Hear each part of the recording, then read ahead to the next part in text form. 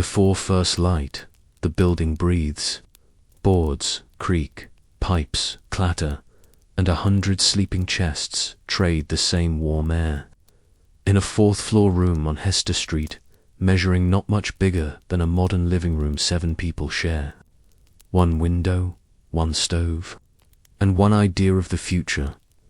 Aidan O'Rourke wakes first, because the Ironworks has taught his body to obey whistles. His wife Nora feels him shift on the rope bed and instinctively curls an arm around 4-year-old Bridget. Asleep crossways at their feet, 12-year-old Ellen is a shape under a patched quilt on the floor. 8-year-old Liam and 16-year-old Tom are shoulder to shoulder on a straw pallet, pulled tight against the trunk that contains the family's entire winter. In the only chair, Aidan's mother, May, dozes upright, a wool shawl around her. Thin shoulders. The chair is not comfort. It is the only perch her joints will allow. There is water in the basin because Tom fetched 2 buckets the night before. 5 flights up from the yard, Pump and Nora edits the family's morning in that water the way a conductor cues a symphony. Face, hands, back of the neck, she whispers, touching Bridget's forehead, quick and quiet. Aidan stands in the half-dark, dressing by memory. He has exactly the length of an old prayer to become a man made of muscle and attention. He wipes the grit from his eyes, tugs on a shirt that shows careful stitches at the cuffs where sparks bit yesterday, and ties a rag around his neck to catch the day's heat. His hands aren't hands so much as tools, shiny where steel has. Polished the callous, nicked and burn-mapped like a city plan. Tea. Nora breathes, lifting the dented kettle to the small blue flame. Gas arrived on the block last winter, but reliable flame is a luxury tenement's taste in rations. Most mornings, light comes from outside if it comes at all. Their single window opens onto a narrow air shaft, stacked with other windows like the slots in a beehive, and the beehive hums. Now a Polish lullaby, a child's cough, 2 men in Italian negotiating the price of day labor, somebody's rooster that is not a rooster but an old man clearing his throat. Tom's eyes open. He sits up in one motion, already threading his newsbag strap over his shoulder. I'll go early, he whispers. The fellows from the elevated by first. Your corner, Aidan says, and Tom grins, because the corner at Allen Street is a battlefield. He is learning to win, not with fists, but with timing and pitch. Nora hands Aidan a dented cup, and he drinks the tea without tasting. The liquid heat tells the truth the way tea does at 5 a.m. Not a pleasure. A tool. Your shirt's good for another day, Nora says, almost to herself, still inventorying the room. On a nail by the stove hangs a string bag with 2 onions and a small loaf. In the trunk, 1 Sunday dress, 1 coat that will always be a little too thin, 1 white shirt wrapped in paper for funerals and weddings both. On the table, the work Nora brought home from the garment shop, half-finished shirtwaists that smell faintly of new cloth and machine oil. Your back, she asks finally. Belongs to the rollers, Aidan says. He tries to make it sound like a joke. The truth is that the rollers take whatever belongs to them and something that doesn't. He kneels and touches Ellen's hair. Up, little general, he murmurs. Ellen is awake, because Ellen is always awake to the shape of her family in a room. She knits herself upright, barefoot on splintered boards, and reaches for the tin pail. I'll fetch, she says. You. Fetched last night, Tom protests, almost loud. Ellen puts a finger to her lips and lifts the latch. The stairwell is its own world, always. The smells find you first. Cabbage, coal, wet wool. Last night's fried onions turned sweet in the night air. Ellen moves down careful as a cat, counting the steps without looking. 18 between each landing, the middle too slicked by 1,000 heels. At the second floor, a door is open already. Mrs. Stein is bleaching linens in a wash tub and nods, without pausing. On the third, Mr. Rossi's twins sit like owls on a trunk, hair plaited for school they will not attend today, because the factory has work for little fingers. At the pump, a liner weighs, a line of buckets and women and older children who are both mourning. Lenny, Ellen says to the tallest girl. Your mama, cough, Lenny answers, and Ellen's face does not change, but she feels the word, the way you feel a loose plank underfoot. She pumps and pumps until her shoulders tremble, and when she lifts the brimming pail she imagines, because she must, that it is lighter than it is. Back upstairs, Nora has laid out a heel of bread smeared with drippings, wrapped in cloth to become lunch if the morning does not swallow it first. Aidan kisses May's temple. The old woman wakes enough to squeeze his wrist. Keep your eyes, lad, she says. She means the machine takes the part of you that goes soft first in the hall. Aidan passes the same doorways in the same order, yet each morning they are newly themselves. Mr. Chan, already tipsy on rice wine he swears is medicine. Mrs. Abramowitz with a broom, sweeping the single step outside her door because order is defense where money isn't. A small boy asleep against a wall like a bundle of laundry.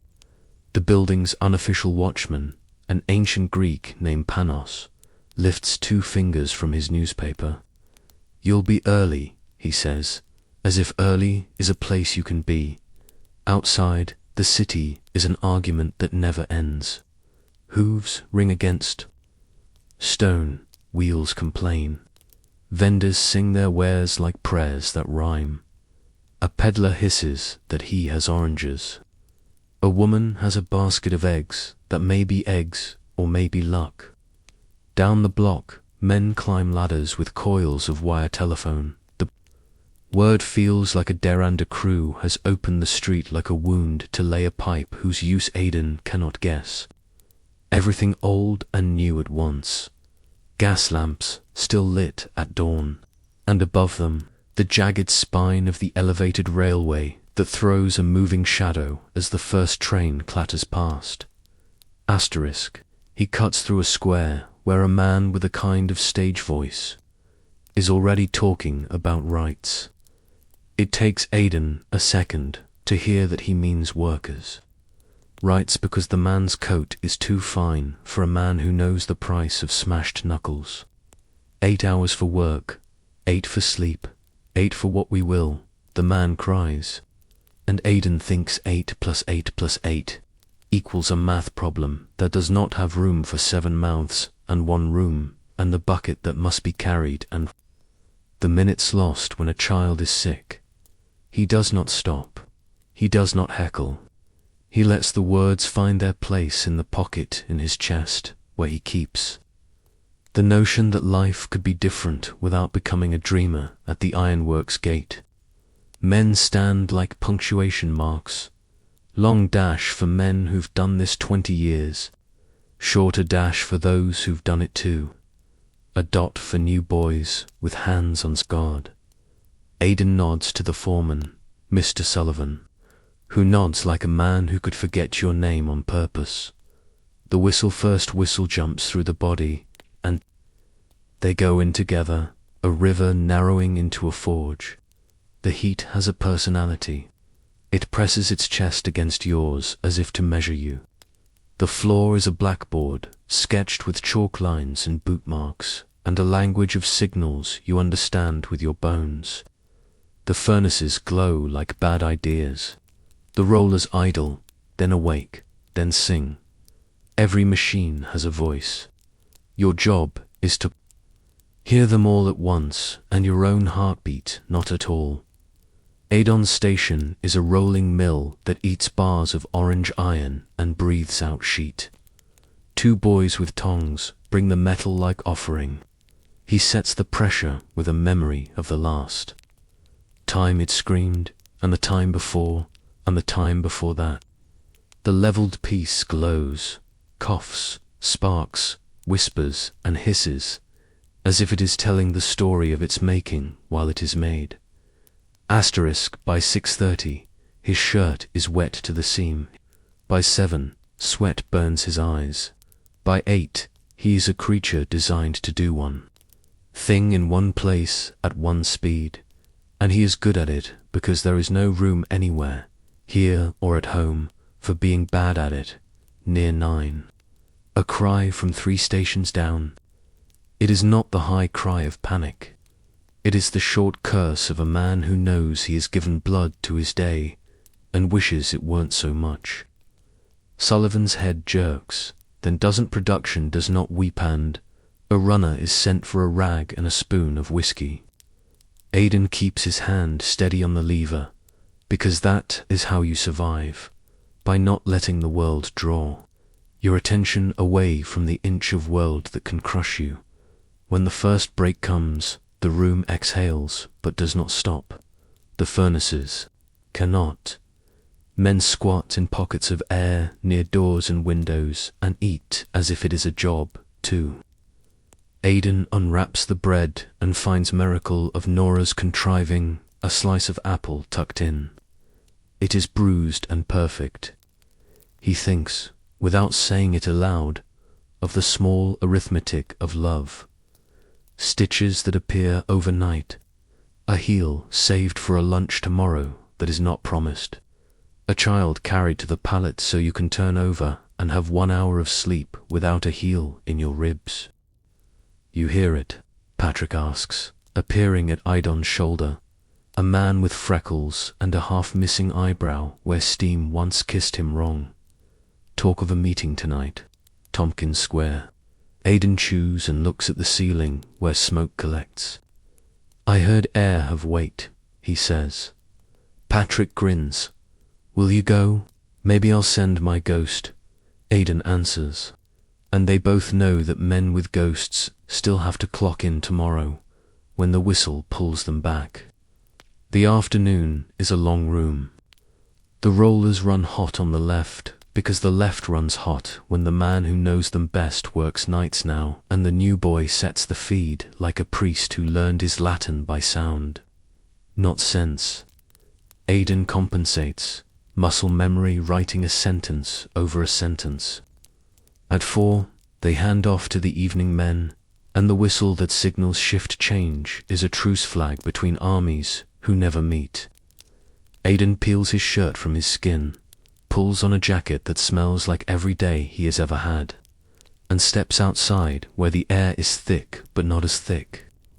The street has a second life.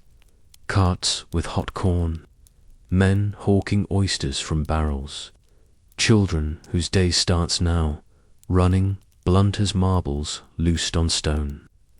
A violin somewhere like a string pulled through a needle eye.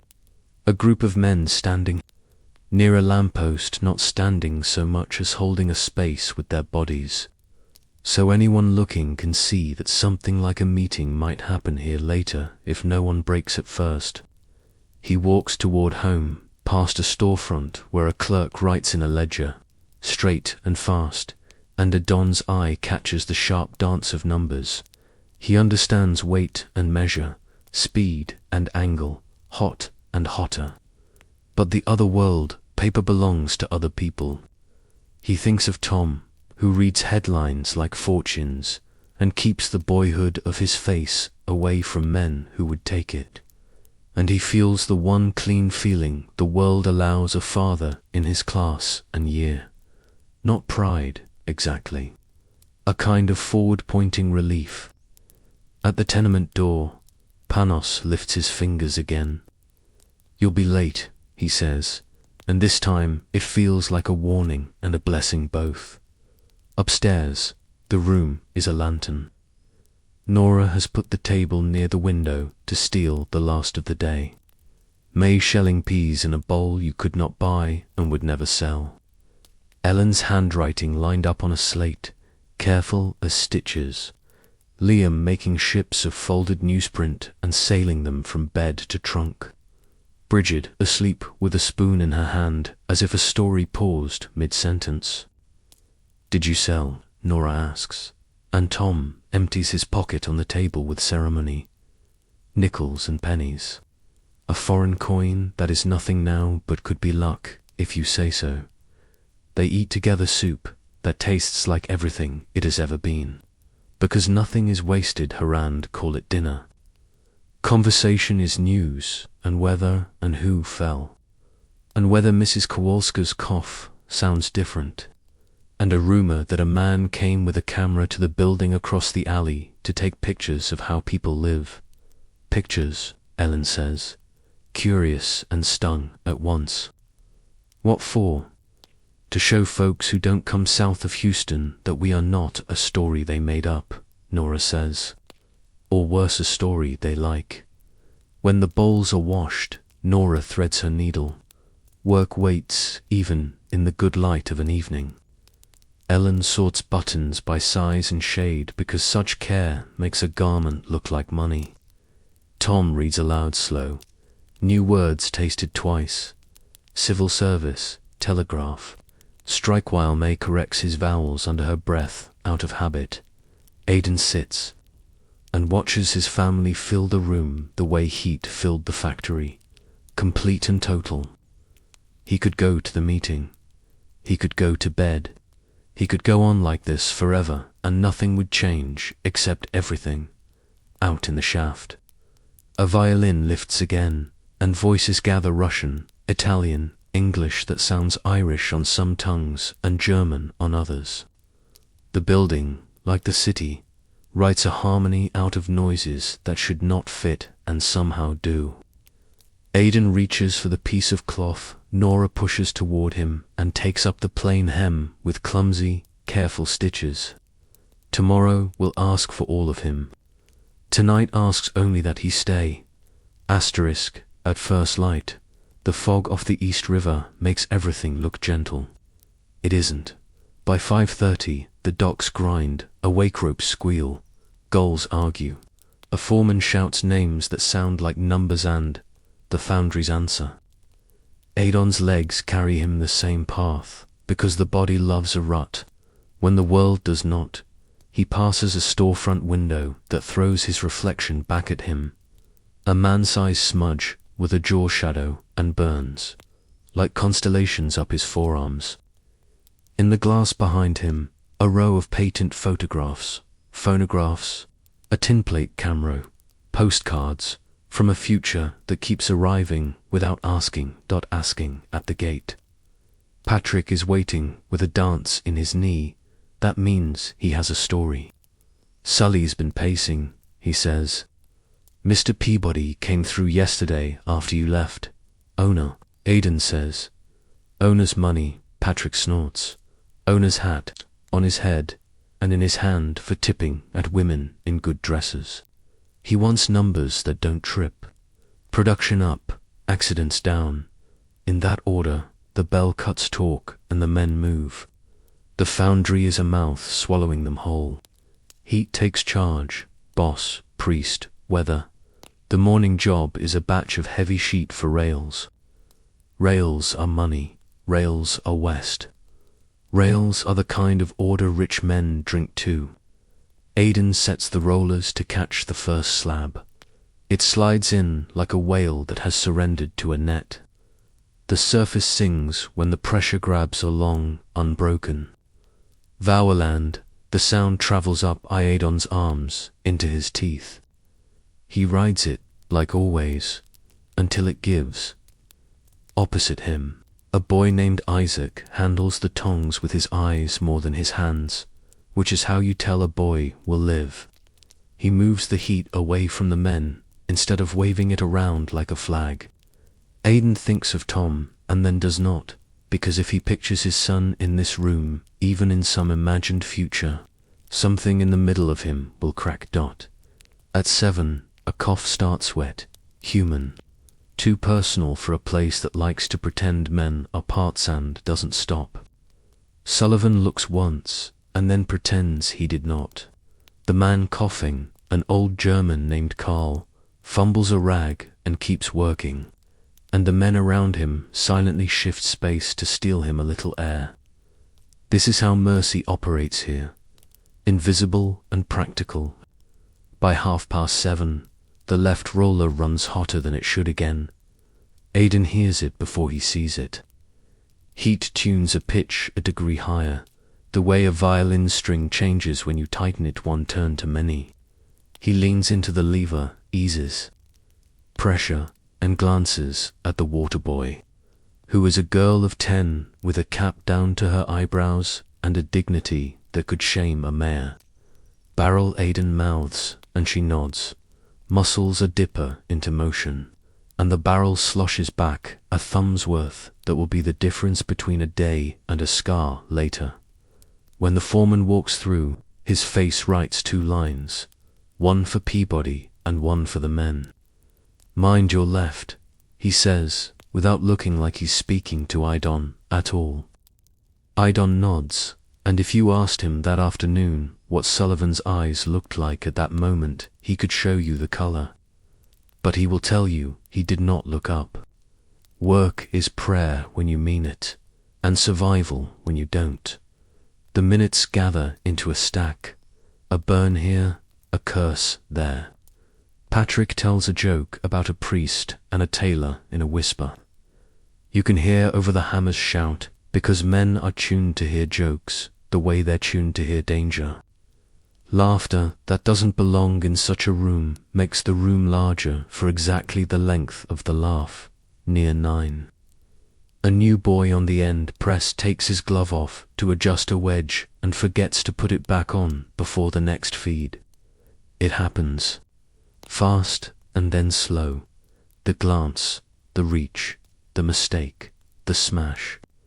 He yelps and snatches his hand back, and everyone looks because everyone has to, then looks away because you must. Sullivan arrives with a rag and a word that is not kind but is necessary. "Out," he says, and the boy stumbles away, his face white, 2 fingers already purple, the room sealing his absence like water.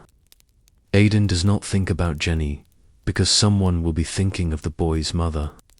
And if Aidan volunteers to feel it, he'll feel every mother's scream from here to the river, and that is more than any one man can do and still see his lever. The break is shorter today because the heat isn't.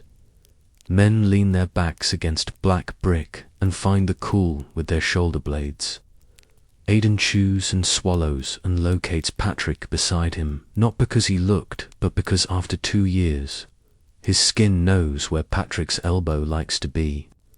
"Tonight," Patrick says again. They say a lawyer will be there to talk plain about what strikes do and who to expect when you do them. "Pinkertons," someone says, the word like a spit into dust. "Police," says another, calmer, because a club you know is better than a gun you don't. "Peabody's men," says a third, and they all go a little still. Because owners have ways of being everywhere without appearing to be anywhere. "What are the demands?" Aidan asks, and knows from the way Patrick's grin goes crooked that the list will be an offense to any man with money and a prayer to any man without. 10 hours, Patrick says, counting on his fingers. Sabbath, but for men who ain't Sabbath people, call it 1 day out of 7. Child labor cut to the bone. Pay on time, no scrip, no store. Guards on the gears. And a chair for the water boy when his hands get shaky.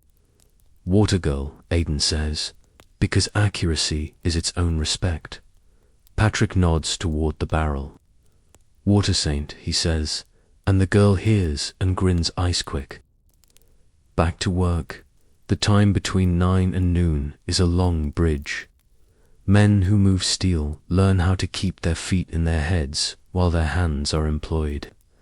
Aidan inventories his week while he feeds slabs. Rent on Friday. Coal, Dumay's medicine. School fees for Ellen that are not school fees because she does not go, but there are pencils and slates and the cost of inventing childhood where none is provided. Tom's shoes. Nora's needle snapped last night and she swallowed the curse. To spare the children. He will find a way to make her 2 needles appear as if the river had washed them onto their sill. Noon comes, noon leaves. The room tilts into afternoon, and with it the mind. By 3, the body begs a kind of mercy the day cannot give. Men make mistakes now. The good ones make small ones. Aidan misjudges a feed by half an inch, and corrects, and nobody sees, and everybody knows, because that's how knowledge flows in a shop. And then, near 4, the thing that always sits in the corner of the room stands up. A chain above the far. Press snaps a sound like a pistol land. The counterweight swings out from its arc, heavy as a curse. It passes harmlessly because a Polish man named Jersey has the habit of stepping to the right after every 3rd feed. And habit is luck in disguise. The chain clatters and stops, and Sullivan's head whips, and he does the thing he almost never does. He blows the small whistle at his belt. Work hiccups. 2 men scramble a ladder. 3 bring a replacement chain. The polish in Jersey's face fades and returns. Nobody prays out loud, which is the only way the prayer counts here, you good. Aidan mouths to Jersey across the floor. Jersey lifts a hand that says yes and no and go to hell. When the day releases them, it does so with a shove. Outside the gate, men stretch spines like dogs, bones popping. Aidan breathes air that smells like horses and wonders why it feels clean. He walks a block in silence to get the foundry out of his ears. Then the city fills the space with everything else. A boy juggling apples and calling it a job. A woman pinning a clean sheet from a window like a flag of domestic intent. To men, arguing in German with the hand language of men who probably agree. He stops at the corner where a shop rents tools by the day. The counterman a Yankee with a ledger brain slides. Him a packet of needles without being asked, because men in neighborhoods learn the shape of each. Others households, whether they mean to or not.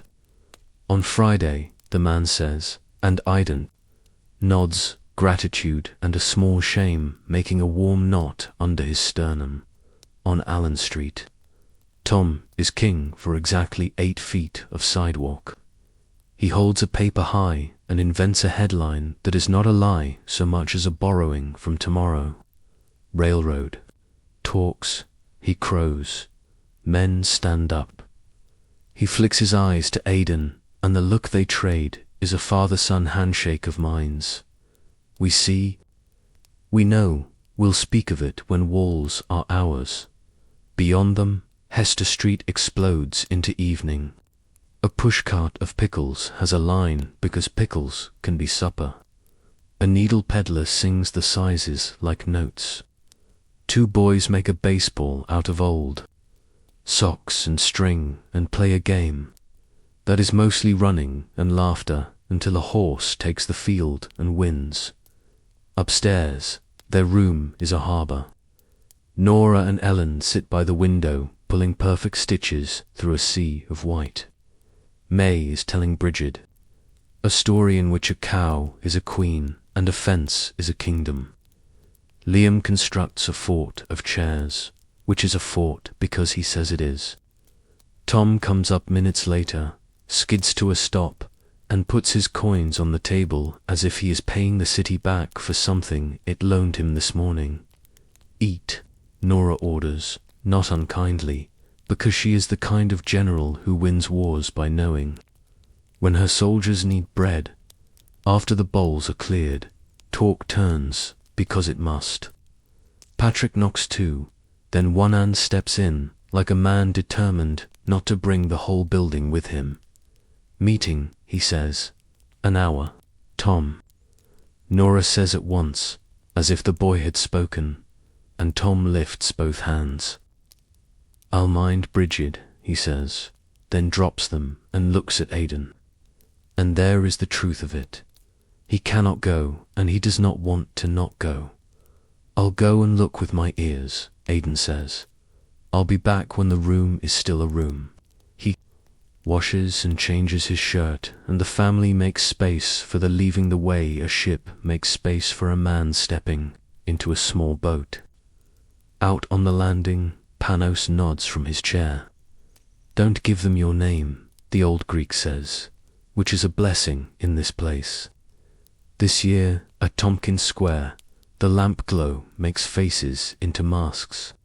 A man in a good coat talks like a man who has been paid to speak. A woman with a hat pinned like a promise passes a clipboard. A priest stands close, but not too close. The lawyer Patrick promised is younger than they expected and has a voice like a carriage wheel steady, even over bumps. He says words that live in the mouth, cheap, and in the heart dear. Contract, safety, wage, right. Aidan listens. He watches. The edges. He knows a thing is most true where the light doesn't reach. A knot of men with cleaner boots than most stand in a cluster and don't nod at the right times. He files them under danger, not enemy, because enemy takes energy he needs. For the rent, police show up before anyone has said anything that would stick to a charge. Clubs are heavy with warning. A man in the clean boot not whispers to a man with a notebook and the notebook. Man walks away at a deliberate pace that says his message is already delivered, wherever such messages go. Aidan goes home before the part where a meeting becomes a crowd. He chooses the stairs over the square because the stairs are his. Upstairs, Nora looks up from a hem and meets his eyes and reads the night on his face without a single word leaving his mouth. "Eat," she says again, and he does. They make the room into a bed. The rope mattress sags and accepts. The quilts go down like an old answer to a new question. Where do you put your bones when you are done with them for the day? Liam sleeps with a soldier tin in his fist. Bridget sleeps with a spoon. Tom sleeps with ink under his fingernails. Ellen falls asleep with a needle threaded and parked in cloth, which would make Nora scold any other night, but tonight she kisses the top of the girl's head and leaves the light on the table burning until the last breath in the lamp says, "That's enough." The city does not sleep, but the room does. As well as rooms sleep when they are asked to hold hope and worry in the same square of air. Somewhere out there, a man with a ledger figures numbers that do not include a cough that is getting worse. Somewhere in here, Aidan dreams of the rollers running sweet and straight and the chain that did not hit Jersey and a man in a hat who says yes to a demand because it is reasonable, not because someone makes him. He wakes in the middle of the night to the small sound every parent knows. The not quite cry of a child's breathing, hitching and waits. It passes. He places one hand on the rope edge of the bed and feels the whole structure of the room through the rope table. Chair, trunk, stove. Bodies like reading Braille that says, "This is your life and you are holding it. Tomorrow will be the same." And it will not. Because the city changes every day, and because men have started to say enough in sentences that end with their real names, and because somewhere in a different building a man with a camera is turning light into evidence. For now, there is the night and the breath of 7 people, and a window that opens on an air shaft where the building hums its constant, weary lullaby, morning, finds Nora before the sun. She moves like someone reading music in the dark hands, finding kettle, cup, matches, cloth without knocking anything that would wake the children. The stove answers her with a small, stubborn blue that means there's still a little gas on. The street this week. Steam fogs the airshaft window. She wipes a porthole with her sleeve and looks out into the slot of shared air. Lines of wet shirts like flags of surrender. A cat on a sill, the thin white of someone's breath in cool. Dawn, eat, she whispers, nudging a heel of bread toward Ellen and Liam. Bridget still sleeps, her hair a soft cloud over one cheek. May's rosary glints in the dim as her thumb finds the worn bead without opening her eyes. Nora pins her hair tight. She checks the bundle on the table, yesterday's finished shirtwaists, stacked neat, edges squared as if geometry could stand. In for Justice and wraps them in paper. The piecework will pay only if it looks like money. She slips 2 needles into her bodice because needles are insurance and because they go missing the way pennies do. Tom swings in and out like a breeze, already slinging his news bag, already halfway to the corner where he practices his trade. Timing, words, eyes. Aidan squeezes Nara's shoulder in passing. Rollers ran sweet by noon, he says quietly, which is like saying there was 1 good hour in a day with too many. She nods, reserves her smile for later, and kisses his cheek. It tastes of salt and iron. The streets are their usual argument. Peddlers bark. A wagon wheel complains. A boy runs with a hunk of ice on his shoulder, trailing a comet tail of melt. Nora keeps her pace. Mrs. Gold's workshop is 8 blocks west and 2 flights up inside a building that used to be an apartment and still is. Only now the furniture is tables and the bed is a pile of fabric no one can sleep on. Inside, the room breathes lint. It floats in air like snow that doesn't melt. 20 women sit shoulder to shoulder. Needles flash, snips click. Treadles thrum underfoot. The forewoman, Miss Lacey, has a tape around her neck like a medal and a pencil behind one ear and the expression of someone born to count other people's mistakes. You're on collars, Miss Lacey says to Nora without looking up from a ledger. Fine stitch, double row, Henderson order. Due by 4. Henderson, someone whispers. Money, people. Money for them, Rosa mutters from the next chair.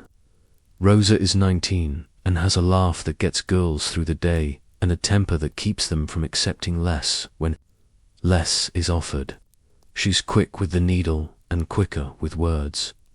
We see 2 cents of their $3. $3.50 by spring, another woman says. They'll charge extra for the blue trim. Blue trim, Rosa says, rolling. Her eyes makes a shirt feel like a promise to someone with a maid. Nora smiles despite herself. She threads her needle and puts her head down. Collars are tiny work. Your eyes pay the price more than your fingers. She keeps her stitches even, her back straight, her breath steady. Every 4th piece, she dips her needle in wax, a habit she learned from her mother sewing in a cottage, where the smoke smelled like peat instead of coal. The room has its characters. Old Mrs. Doyle, who can sew a straight seam with her eyes closed, and sometimes does. The Chen sisters, quiet and exact, who make buttonholes like little miracles. A girl named Miri who is 12 if her bones are honest and 16 if her mouth is. A presser in the next room who sings Yiddish love songs like lullabies to his iron dot at 10. The door opens and the air changes. Mrs. Henderson herself floats in on a wave of perfume and feathers. The kind of woman who cannot sit in a chair without the chair learning better manners. She is accompanied by a clerk with a notebook and the look of a man who has never missed a meal. Miss Lacey straightens without standing. The room's speed increases by a stitch per minute. Ladies, Mrs. Henderson says, as if they have all gathered for tea.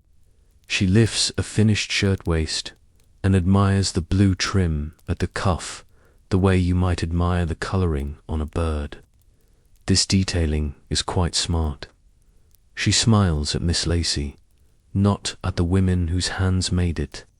Our uptown customers adore something fresh. Nora keeps her eyes on her collar. She does not need Mrs. Henderson's attention to know her worth. Rosa, beside her, is less careful. Her needle keeps pace, but her mouth cannot stop. Fresh, she whispers, like air in a room with a window.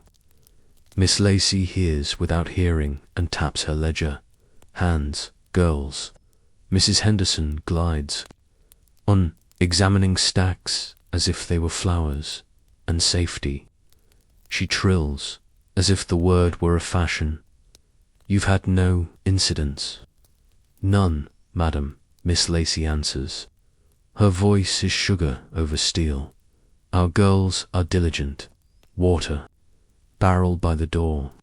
Backstairs clear. She does not mention the lock she will slide into place at 2 when she suspects pilfering. The lock, she will insist, is for their protection when the peddlers prowl. Mrs. Henderson nods, satisfied by words. She does not see the lint thrumming in sunlight like a fuse. She does not see the way the treadles beat like hearts when girls are afraid the needle will get ahead of them. She taps the cuff again, that blue trim, and leaves, taking her air with her. The room exhales. A cough starts near the window and runs along the wall like a rumour. Mary slips a scarf over her mouth between stitches, not for style. Nora works, breathes, works.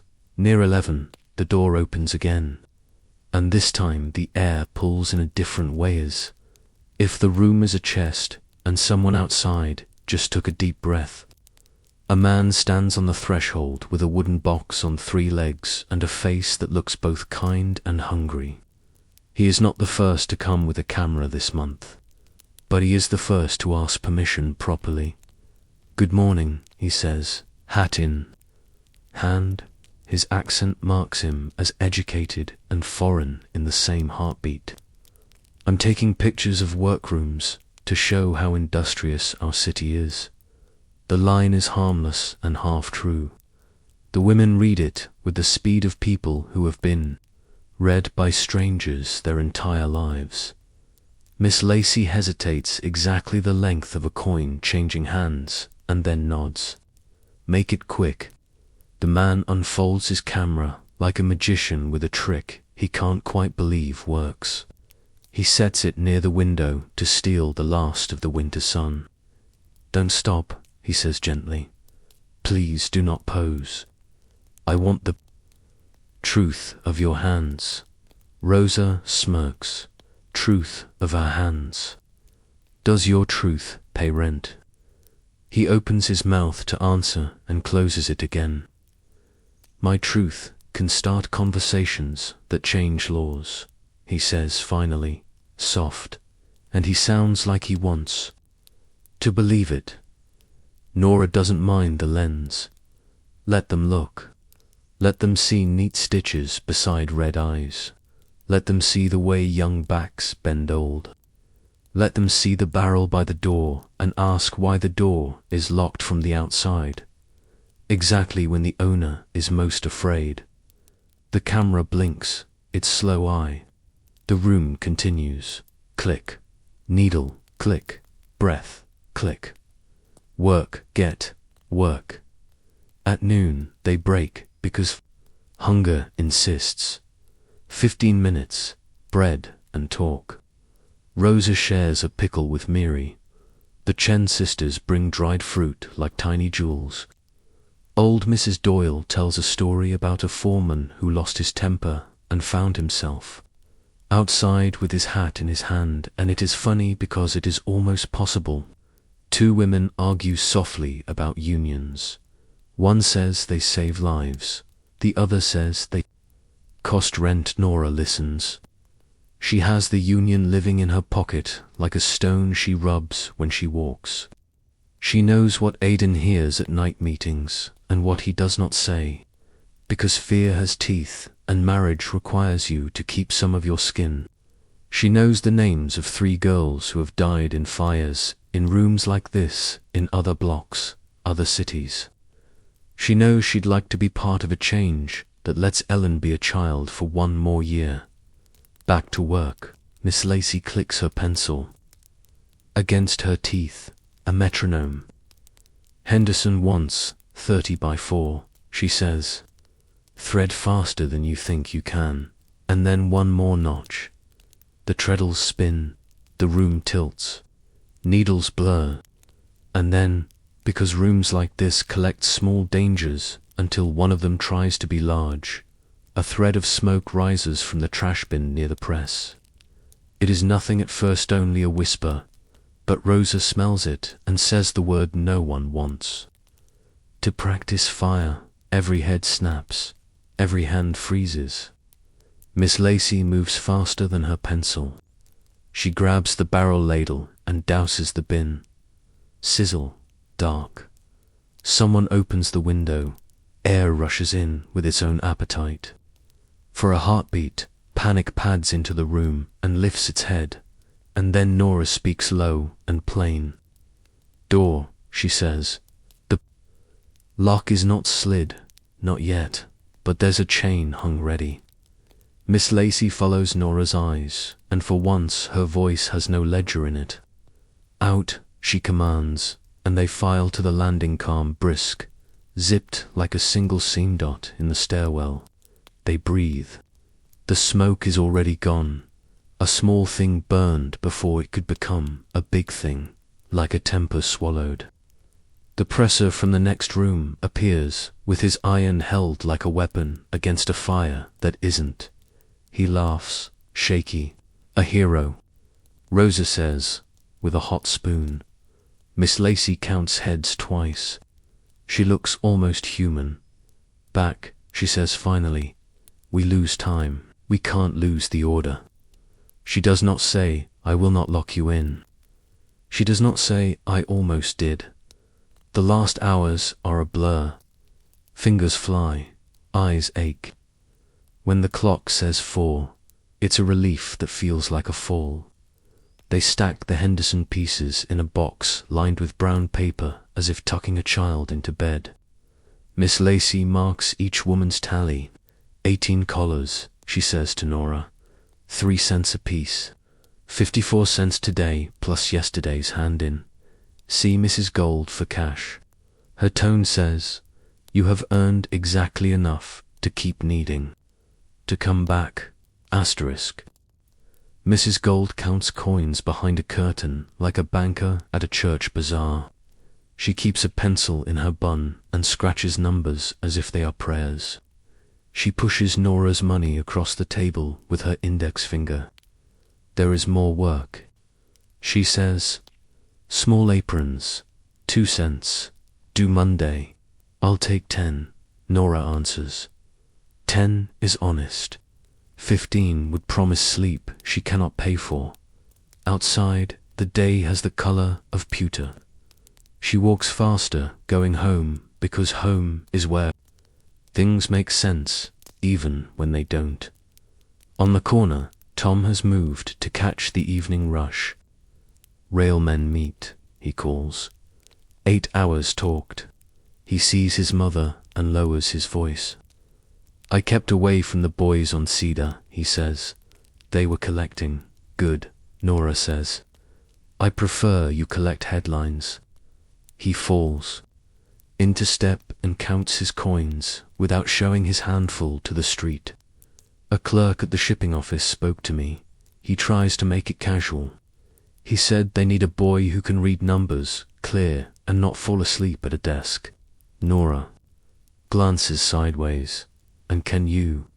I can, he says, and then, because he is honest, I think I can, I will. Tell your father, she says. And Tom's chin lifts half an inch, as if he has grown between blocks dotted the building door. Panos gives them the weather of the stairwell in 2 words. Quiet cough. It is a kind of bulletin everyone understands. Nora's stomach tightens. She will take broth to Mrs. Kowalska after supper. Upstairs, the room is a boat again, rocking on the evening sea of noise. Ellen has boiled the potatoes without turning them to glue, which is a victory bigger than it sounds. Liam presents a kite he made from newspaper and sticks. It flies in the hall. He announces proudly, as if he has discovered aeronautics. Adon comes in with the smell of heat still stitched into his shirt. He looks tired down to his bones, but his eyes are sharp. "How were your collars?" he asks. And the question is more than a question. It is a way of saying, I saw the world look at you today, and I would like to hear how you looked back. Straight. Nora says, true. She sets the coins on the table, and his eyebrows lift a notch. Because 54 is not a fortune and feels like one after a scare. There was almost a fire, she adds, quiet, and his jaw muscle ticks and then stops ticking because he knows if he lets fear have his face, the children will give it theirs. They eat together, counting silently in the way of families who always count. May blesses the food and the hands and the day. After, Nora crosses the hall with a bowl of broth and a scrap of honey. Mr. Kowalski opens the door. His eyes are red-rimmed, but grateful. Better, he lies, because hope is a habit. Back in the room, buttons clink in a tin as Ellen sorts. Aidan reads an article aloud about the bridge and how many men have died to make it beautiful. Tom practices writing numbers on a scrap of brown paper the way a boy practices being a man when his future is a desk that might open if he knocks just right. Liam flies his kite down the short hall and back, giggling every time it sails past. The truncheon does not crash. Nora threads a fresh needle and smiles to herself. The cameraman's image will travel places her feet cannot. Parlors, churches, some city office where a clerk will frown and a lady will gasp. Maybe it will earn them a window you can open wider. Maybe a door that does not lock from the outside. Maybe nothing. But she did her stitches straight today, and her daughter boiled potatoes that tasted like food, and her son found a way to be seen by a man who sits at a desk. Sometimes the maybes are enough to carry a night. Later, when the children sleep, she and Aidan count tomorrow without speaking it. Rent due Friday. Coal low. May's joints worse when the rain comes. 10 aprons by Monday. A meeting that will be held in a square under iron lamps, where words might turn into something with teeth. They do not say fear. They do not say luck. They say good night with their fingers laced. 2 hands that have each learned different work in the same city. The building sings its usual lullaby, a baby's sigh, a chair's creak, a violin on a floor below trying a tune someone's grandfather would recognize. Across the shaft, a woman hangs a wet sheet at midnight because midnight is the only open place in her day. The sheet billows once like a sail and settles. Tomorrow, Aidan murmurs. Tomorrow, Nora answers. Outside, a cab clatters past, and a newsboy shouts a headline to a street full of people who are too tired to buy. And still he shouts because a future might hear him. Inside, in a room the size of a dream, a family sleeps in shifts of hope, each taking a turn holding it while the other rests. Asterisk before the sun can decide if it's going to show itself. Tom is already a moving shadow on Allen Street, ink under his nails, bundles of papers biting his shoulder like a restless dog. Corners are kingdoms and kings wake early. He posts himself just far enough from the elevated stairmouth to catch the first spill of commuters. Just close enough to see them make up their minds. Extra, railmen bargain. 8 hours talked. He sings, not a lie, not the whole. Truth, selling news, is part fact, part music, part eye contact. He adjusts all three like knobs. Across the cobbles. Another boy, Butch Walker. 15, and already practiced at looking meaner than he feels. Zangles his crew toward Tom's sweet spot. Territory is more polite than you'd guess. A look, a half step, a test. Tom flattens his stance without moving his feet. Officer Malone rounds the corner like a clock striking nightstick, spinning slow in his fingers. Morning, boys. Malone says in a voice that says, I saw my own dinner come from a tenement pot last night. Don't make me ruin yours. Butch cusses. Under his breath, peels away to cedar, and Tom gives the officer a single grateful nod. You don't overthank men with clubs. You just remember who didn't use them.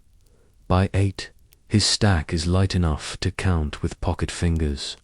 He pockets 3 coins for change, slides the rest into his coat where the lining's been doubled, and checks the angle of light. Time for the other kind of try one that doesn't use your voice. The shipping office smells like ink and rope and old coffee. Men stand at tall desks, pens scratching the day into lines that will move barrels, and barrels that will move fortunes. A sign on the wall says nitrogen monoxide. Idler's another says accuracy is time. A third handwritten says, don't touch another man's ledger. It reads less like a rule and more like a threat. The clerk Tom spoke to yesterday, Mr. Pike. Specs sitting low, hair already thinning from too much arithmetic glances up. His gaze is the kind that measures boys in inches and columns. You, he says, not unkind. Can you count and keep quiet at the same time? Yes, sir. Mr. Pike slides a sheet across. Names, marks, tally the bales as they come off. The dray, don't get fancy, don't get in the way. If you're wrong, the dockman will make you know it. Tom steps to the window that looks down on the yard. A wagon groans in, piled with burlap-wrapped bales, stenciled in black. Cotton, Savannah. He breathes slow. He's tallied his own bundles 1,000 times, kept change against curses, held counts in his head under rain. This is the same work wearing a better hat, name. A foreman barks from the yard. Walker and leads. A drayman sings back. Tom writes, numbers marching neat. 10 bales, another wagon. 12 crates, lamps. A crate marked fragile that is carried like a dare and banged anyway. He watches, counts, writes. Mr. Pike drifts behind him twice and says nothing. That is encouragement in ledger language. At 10, a man in a better coat than his work deserves steps up beside him, gold ring, clean hands. He cocks his head toward the yard. You're the new boy who reads. It isn't a question. Yes, sir. Name's Harlan. I represent a gentleman with an interest in time. Men who know time make money. Men who waste it do not. See, he smiles with half his mouth. These fellas move slow when they think no one is watching. Move them. I'm not in charge, sir. That is a fact. Harlan agrees. But you've got a mouth. Use it. Tom files the conversation under information I will need later and returns to his numbers. Harlan's kind plays all sides. Boys without fathers at desks. Learn to spot them early. At 11, Mr. Pike points at a stool. Sit. Copy this. He pushes a manifest toward Tom, a list of items that looks like every list, and still manages to make Tom's heart thump. He writes carefully, the way Aidan has taught him to move metal, steady, no showing off. When he slides the sheet back, Mr. Pike inspects the columns, the sums, the straightness of the line. He grunts, which is approval, and taps a blank ledger. 4 to midnight. If you can stay awake. 30 cents a day to start. Saturday off, if ships don't crowd us. Double quotes. Tom keeps his face calm. Inside, something lifts. 30 cents a day is not the Ironworks. It's also not nothing. Yes, sir, he says. I can stay awake. Good, Pike says. And then, with the smallest smile, bring your own pencil. Hours go walking. Tom nods. He will bring 2. He will not lose either. Asterisk. On Hester Street, Nora ties 10 little aprons in a bundle so neat it could stand up and salute. Ellen sits with her legs crossed under her like a knotted ribbon, slate on her lap. Spell ledger, Nora says. Lead, G-R. Ellen draws. A small picture of a book beside the word with 2 serious strokes.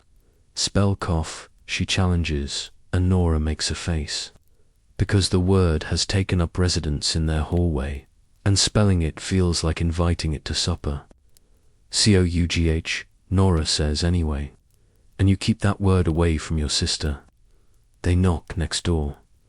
Mr. Kowalski opens in a shirt 1 generation from white. She sleeps, he whispers. Better when she sleeps. Nora offers a cup of broth and a little jar of honey. She knows honey doesn't fix lungs. It does make a person feel remembered. That counts back in their room. May instructs Liam in the high art of quiet games. Buttons in a circle to be flicked. A crumb of chalk to draw a river on the floor you cannot cross except by a chair. Bridget practices being 4 by asking the same question 3 ways. Where does Papa go?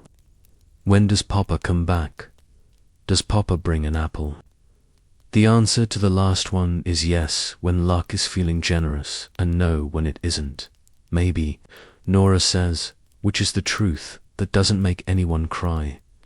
At noon, the tenement plays its daily symphony. Stairs creak, water sloshes, a fiddle. Tries a new tune and loses it. A baby declares hunger in 6 countries at once. Rosa knocks and breezes in on a thread of laughter. We did not burn today, she announces, which is the kind of success you cannot take to the bank. How many? Nora asks. 27 pieces, Rosa answers. Miss Lacey's pencil nearly smiled. They share a crust in stories. Rosa tells the one about Mrs. Henderson's feather knocking a spool into a bin and Miss Lacey diving like a hawk. Ellen giggles and then stares at the slate as if words can be cooked and eaten, which in this house they can. Tonight. Rosa asks Nora softly, and even in a tenement where walls are ears, there is a way to whisper a question about meetings without saying the word. Maybe, Nora says. Which means, if Aiden goes, I may go stand in the back and count heads and exits, because that is a wife's work when danger wears its good boots. Aidon's day runs straight and hot until it doesn't. At 3, Mr. Sullivan makes a signer glance, a touch to his sleeve. Small movements men read like so. Aiden steps away from the mill. Office, Sullivan says. There is grease under his nails that no amount of soap will lift. It digs in as if it has a right. Inside, the administrative building smells like varnish and a kind of air that has never been asked to earn its keep. A man in a vest that cost a month of wages looks up from a desk that cost 2. Murphy. He says, which is not Iadon's name and might as well be. The owners do not sort Irishmen into more than one drawer. O'Rourke, Aiden answers, not proud, just accurate. The man is Mr. Peabody's nephew, or cousin, or something that explains. His desk, he steeples his fingers. We watch the men who keep our machines alive. Machines keep themselves alive, Aidan says before he can stop himself. We keep them from killing us. It is not a wise sentence. It is also not untrue. A pause. The man's mouth works around it like it is a bone in a piece of pork. You're steady, he says finally. You keep numbers in your head. Left roller runs hot. You whisper to the water boy girl. He looks vaguely impressed with himself. For the correction. We need a steady man across the river. New floor. Modern equipment. Assistant foreman. The word hangs in the room like a coin at the end of a string. It gleams in certain lights. In others, it's a hook. And Aidan asks, he has been in New York long enough to know no offer is just an offer. And you keep orderly men. None of this talk of meetings. Owners like men who work, not men who gather. There it is. He doesn't say union. He doesn't have to. Aidan sees the sketch. A better wage by a hair. Less heat, maybe. More watching other men for the company's sake, and less watching the rollers for everyone's. The hook tugs. I have, till Friday. The man says, as if he is granting a kindness. Then the offer goes to a man with fewer complications. Aidan walks out, carrying a box labelled Choices. It sits heavy right below his ribs. Asterisk Patrick catches him in the yard. You look like a man who swallowed a penny. They want me. To be the boss's eyes, Aidan says. Patrick blows air.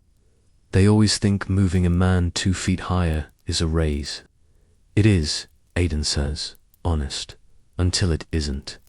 Tonight, Patrick says, no question.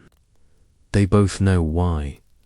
The sun lowers with that old city shrug that says, you got what you got. Make soup. The square gathers a crowd that tries not to look like one. A woman in a hat pins that could double as nails shifts from foot to foot by the lamppost. 3 policemen trace the same slow figure 8 at the edges. 2 men in coats to clean for their claims of solidarity whisper to each other and to no one at once. Asterisk A.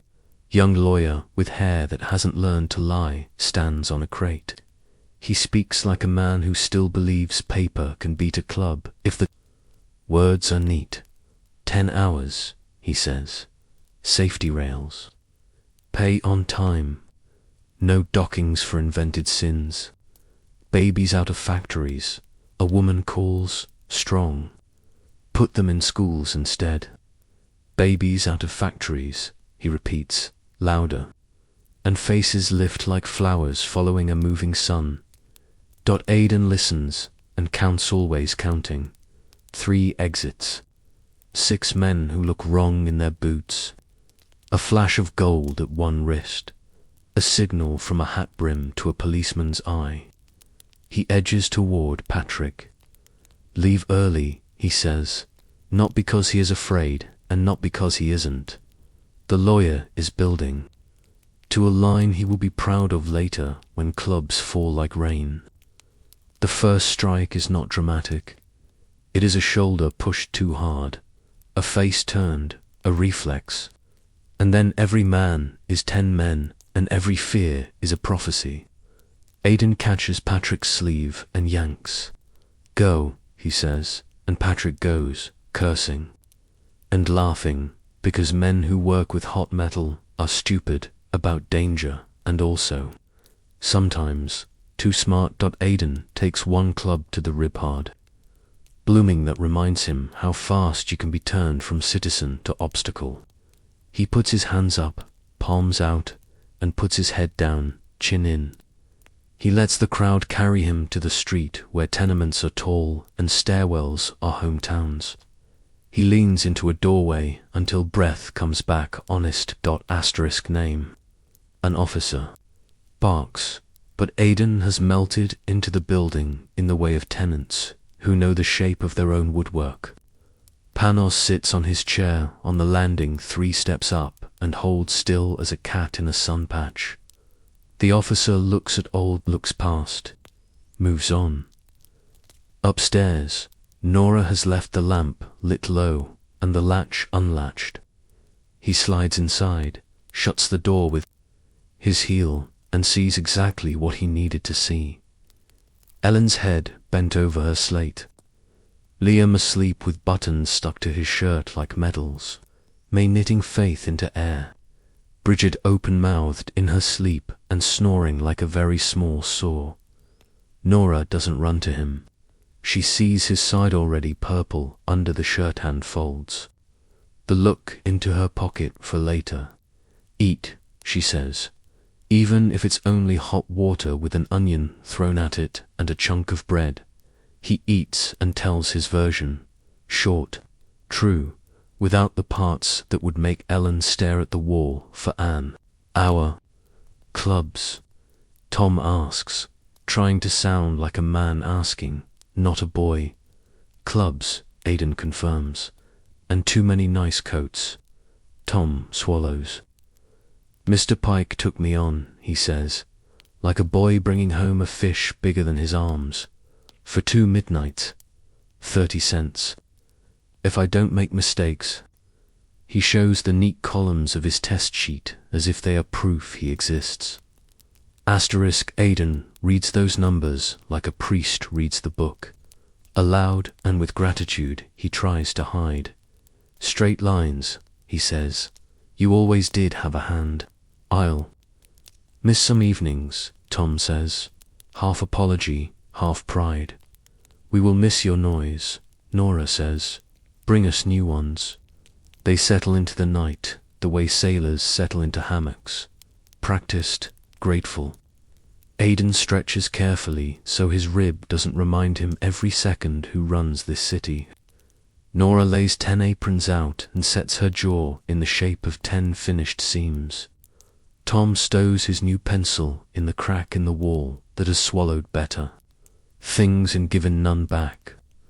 Ellen stacks her slate and pieces of paper with an adult neatness that makes Nora want to throw them in the air and make snow. Asterisk then, the knock too soft. One hard that means neighbor and trouble. Rose's face is all the news Aidan needs. Kowalska, she says. Now Nora is up with the kettle already in her hand. May tucks Brigid's blanket to her chin like a spell.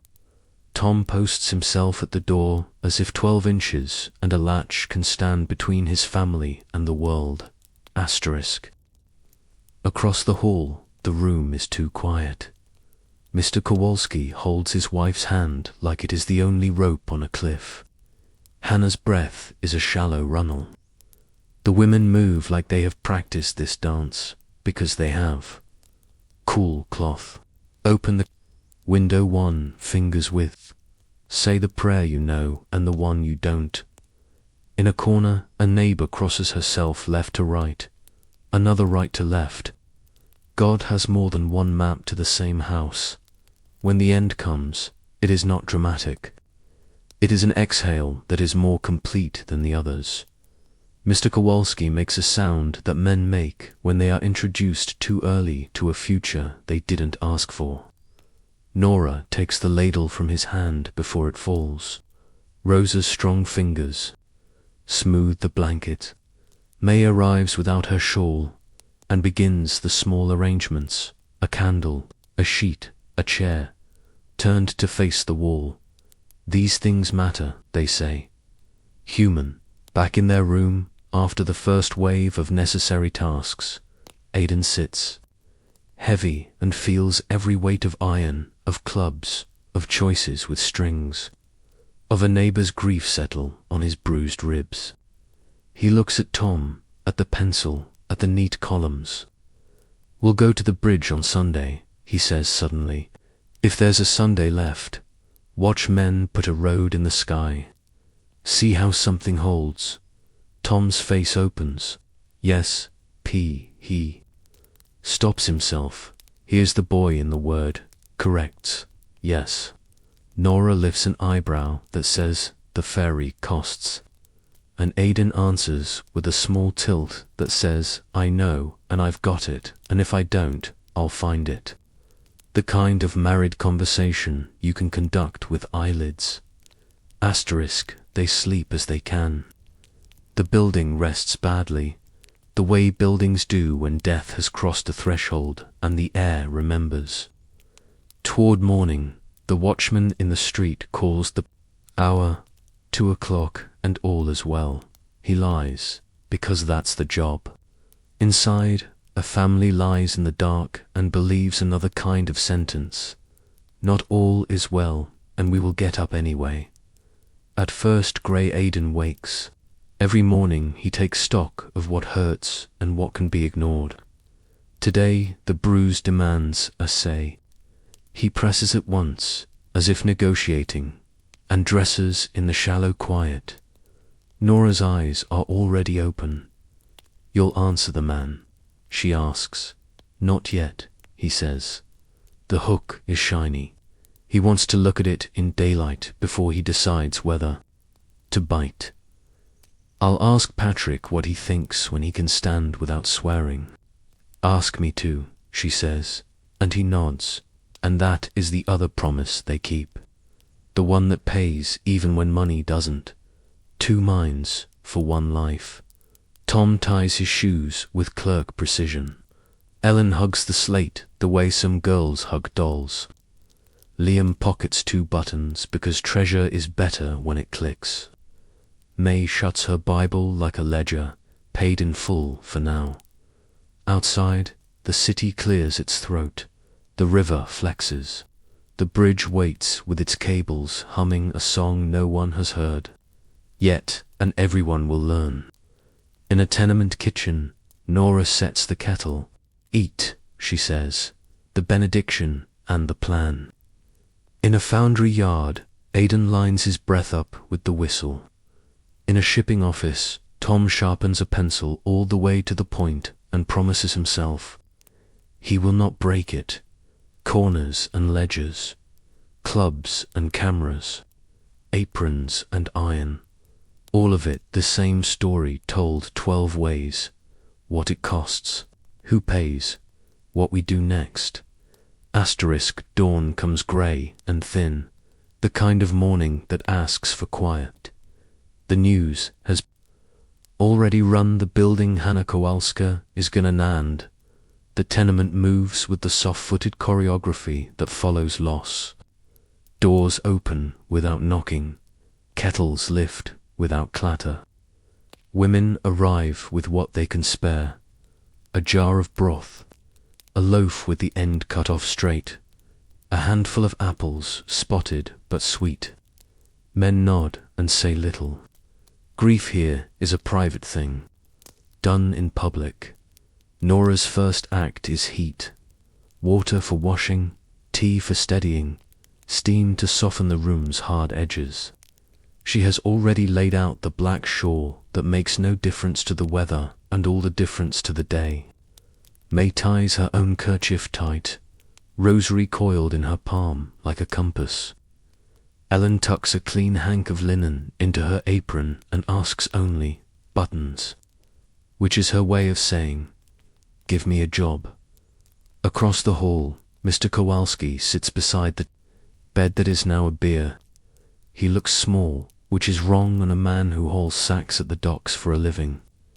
He holds Hannah's hand as if she might be persuaded to change her mind with enough persuasion. 2 candles stand guard, flickering whenever. The stairwell coughs a draft into the room. A neighbor has pinned a scrap of black crepe outside the door, a signal that draws help the way a bell draws parishioners. Rosa arrives with sleeves rolled and jaw set.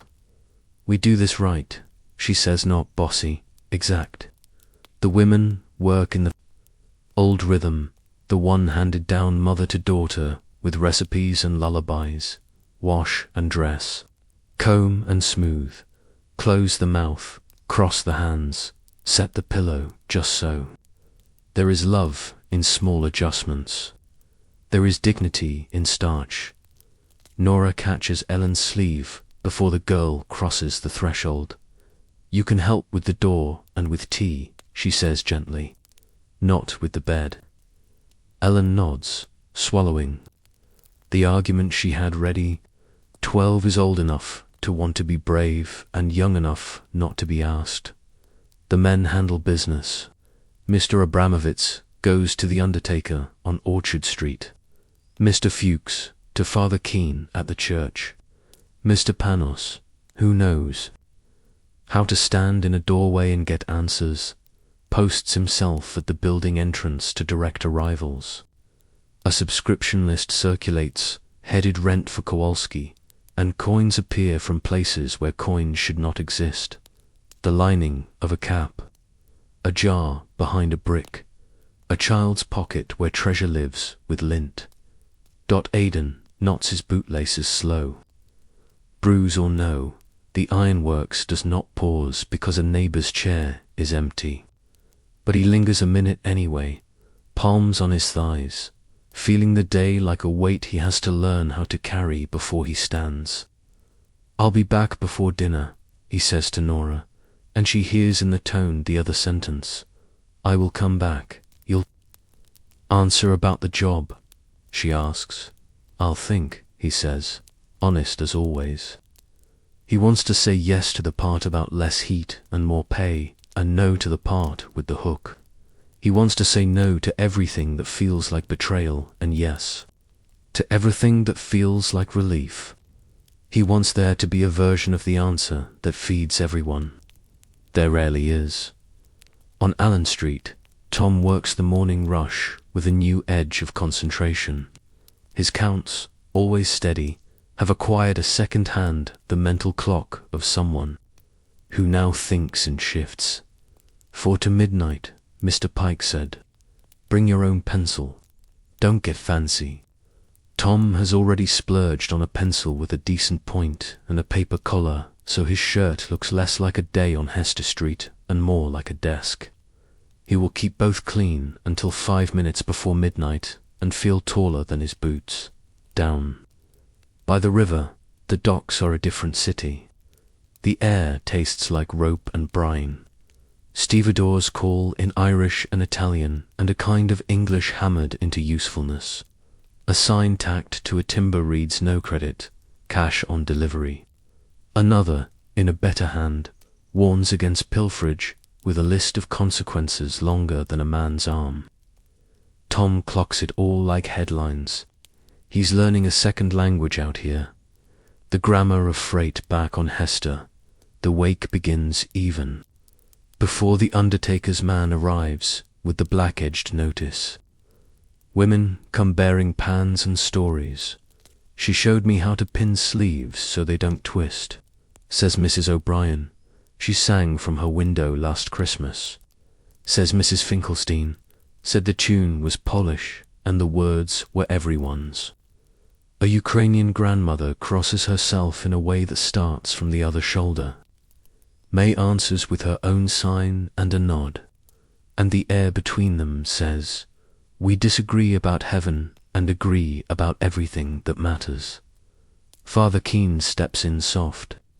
He has learned how to fit his broad priest's hands into small rooms without knocking the table that holds the bread. He says the prayers in Latin and in words people know. He tells Mr. Kowalski that God counts sorrow and measures it against joy accurately, more accurately than any boss counts the day's labor, and that this, at least, is a guarantee. It helps the way kind words help, enough to get you to the next hour. When Aidan reaches the Ironworks, Mr. Sullivan gives him one hard look and a snort that equates to, "You'll live." "Rollers," he says, and Aidan steps into heat that makes grief feel briefly like weather on the far side of a wall. Work can be mercy that way. The mill groans, accepts, sings. Jersey, who nearly wore the counterweight last afternoon, his head with the kind of humor that keeps men safe. "Left side still hot," he says, "like my wife's temper." "Machine's easier to cool," Aidan says, and they both grin like men who know the truth and try not to say it out loud too often. By 10. The roomers arrive with the water bucket. 3 men taken after last night's scatter. Names spoken and then softened into initials because names are fragile. Fitzgerald from the next shop got his middle finger bitten by the press last month, and now the police, by way of management, have taken the rest of him. He's got a wife do, Patrick mutters, jaw tight. They always do. The bucket turns. The cup dips. The room returns to its main sentence. Make iron flat dot at 11. A messenger in a better cap than any man in the mill wears approaches Aidan at the edge of the shop floor and speaks, like someone who's practiced not breathing foundry. Mr. Peabody's man expects an answer by Friday noon. Friday noon is a day and a half away, and also suddenly, the messenger's hat has the strange power to make a deadline feel like a verdict. Aidan Nodsey is not rude in the language of bosses and returns to his lever. He thinks with his arms, because this is where the thinking happens best. He counts what the offer does for him and what it does to him. He measures it against Tom's pencil, against Nora's needles, against the look on Jersey's face when the chains swung and missed. He does not write it down. He wouldn't want to see it on paper. At noon sharp, Sullivan steps out and the men follow because lunch is a treaty signed in sweat. Patrick slides down the wall beside Adam, unwraps the same bread he's been eating since 1879, and says, "You'll say no. It is not a question." Patrick is a man who uses the future tense when he means love. "I don't know," Aidan says, which is true in the way truths often are. Not forever, just now. He bites, swallows, listens to the mill's breath like a doctor with a stethoscope. Tom got the clerk's shift. "Best news I've heard since beer was invented," Patrick says, and then, softer, "That pencil's for Hammer's trade. That's the whole point, isn't it?" "Maybe it is," Aidan says, and the word maybe holds an entire country's promise. Like a folded map, the afternoon is a long road with few turns. The rollers complain, accept correction, complain again. A boy on the press learns, the hard way, the speed at which you must move your hands. No one loses blood. They call that luck. When the whistle finally opens the gate, Aidan walks fast because grief accelerates a man's feet toward home. The wake is in full voice. Songs have begun, the low, braided kind that don't need your language to find your throat. Mr. Kowalski sits in a straight chair as if the back will tell him something he can use. Father Keene blesses the pot of stew as if it contains not only onions and meat, but consolation itself. The undertaker's notice is pinned proper, black edging crisp against the doorframe. The subscription list has filled 2 pages. Someone has written $1 beside their name and then scratched it to 50 cents with a tiny apology. No one judges. $1 is a river to cross. Nora slips a spoon of stew into Edon's hand, the way a general slips ammunition to a soldier behind. A wall. "Eat," she says, and he does. His eyes flicker with information. Who came, who did not? Who took a chair when they could have stood?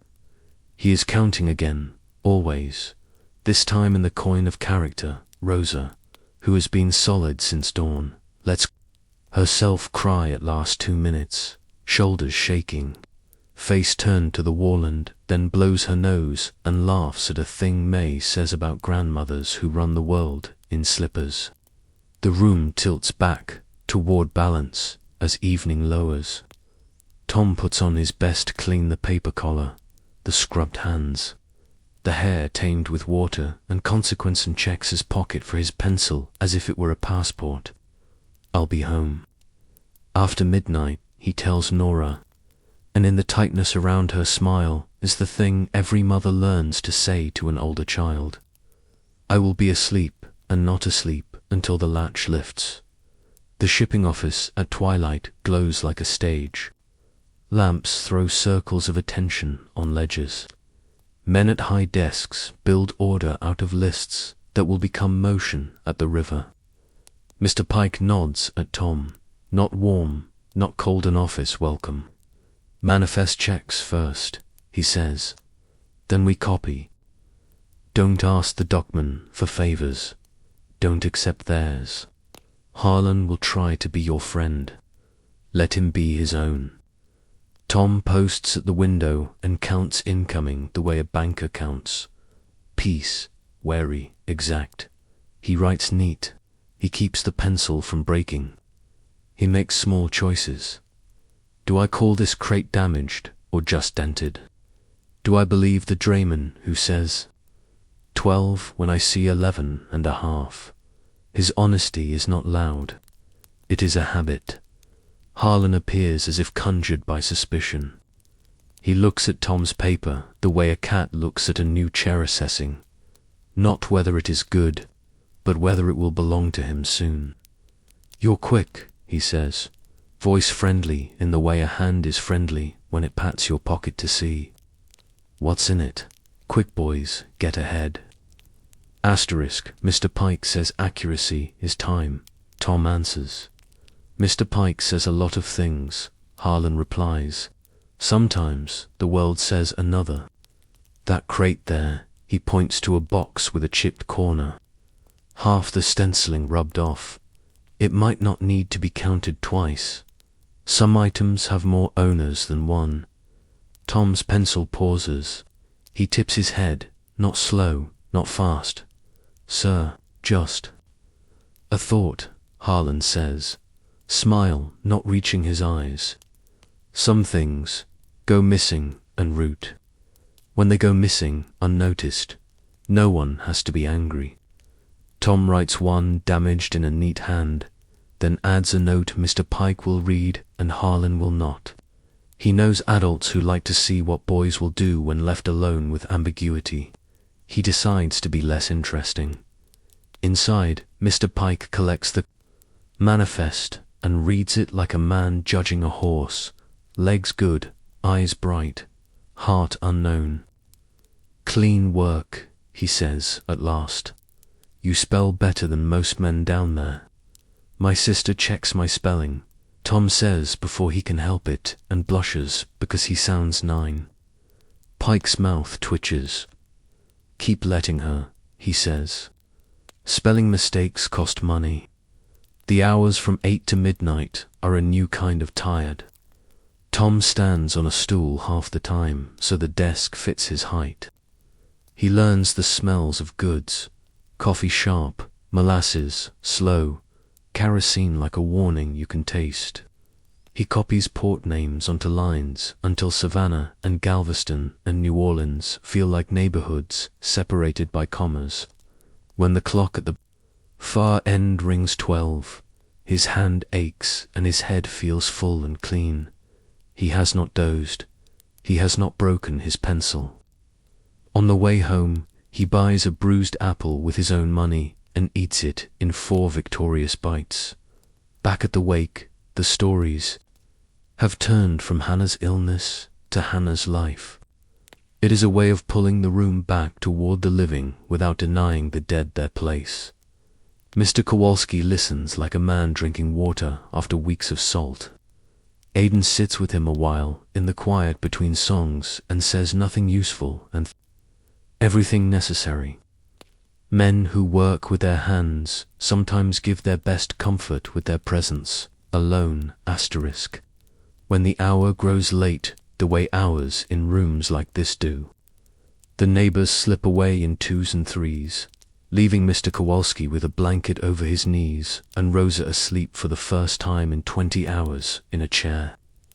Her head against the window frame. Nora guides Ellen home by the shoulders. The girl is swaying on her feet, slate still under her arm like a soldier's rifle. In their room, they fold down the bed like a page. May sighs as her bones remember gravity. Liam, who has been on best behavior all day, turns into a whirlwind for exactly 30 seconds and then falls into sleep like a brick drops into a well. Bridget, shaken awake only once to change her dress and be kissed by 3 women who smelled like starch and tears, lies starfish, sprawled and innocent as an argument for heaven. Aidan and Nora sit for 3 breaths at the table, hands around the same cup. The quiet hums. Friday, Nora says. Friday. Aidan answers. And in the way he sets the cup down, she hears the truth. He has already decided, or will, in his sleep. She does not press. There are choices a man must tell himself he arrived at alone, even when you held the lantern that lit the path. He lights out the lamp, and, for once, sleep arrives without bargaining. When Tom's key scrapes the latch, near 1 in the morning, Nora is up and standing on the floor before she knows she moved. He steps in, pale with fatigue, and lit from inside with something new, and says, "I wrote Galveston 3 dozen times, and spelled it right, every one, like a child and a clerk. At the same time." She pulls his head to her shoulder and feels the dust of the day on his hair like proof. Morning will come with its usual inventory. 10 aprons do.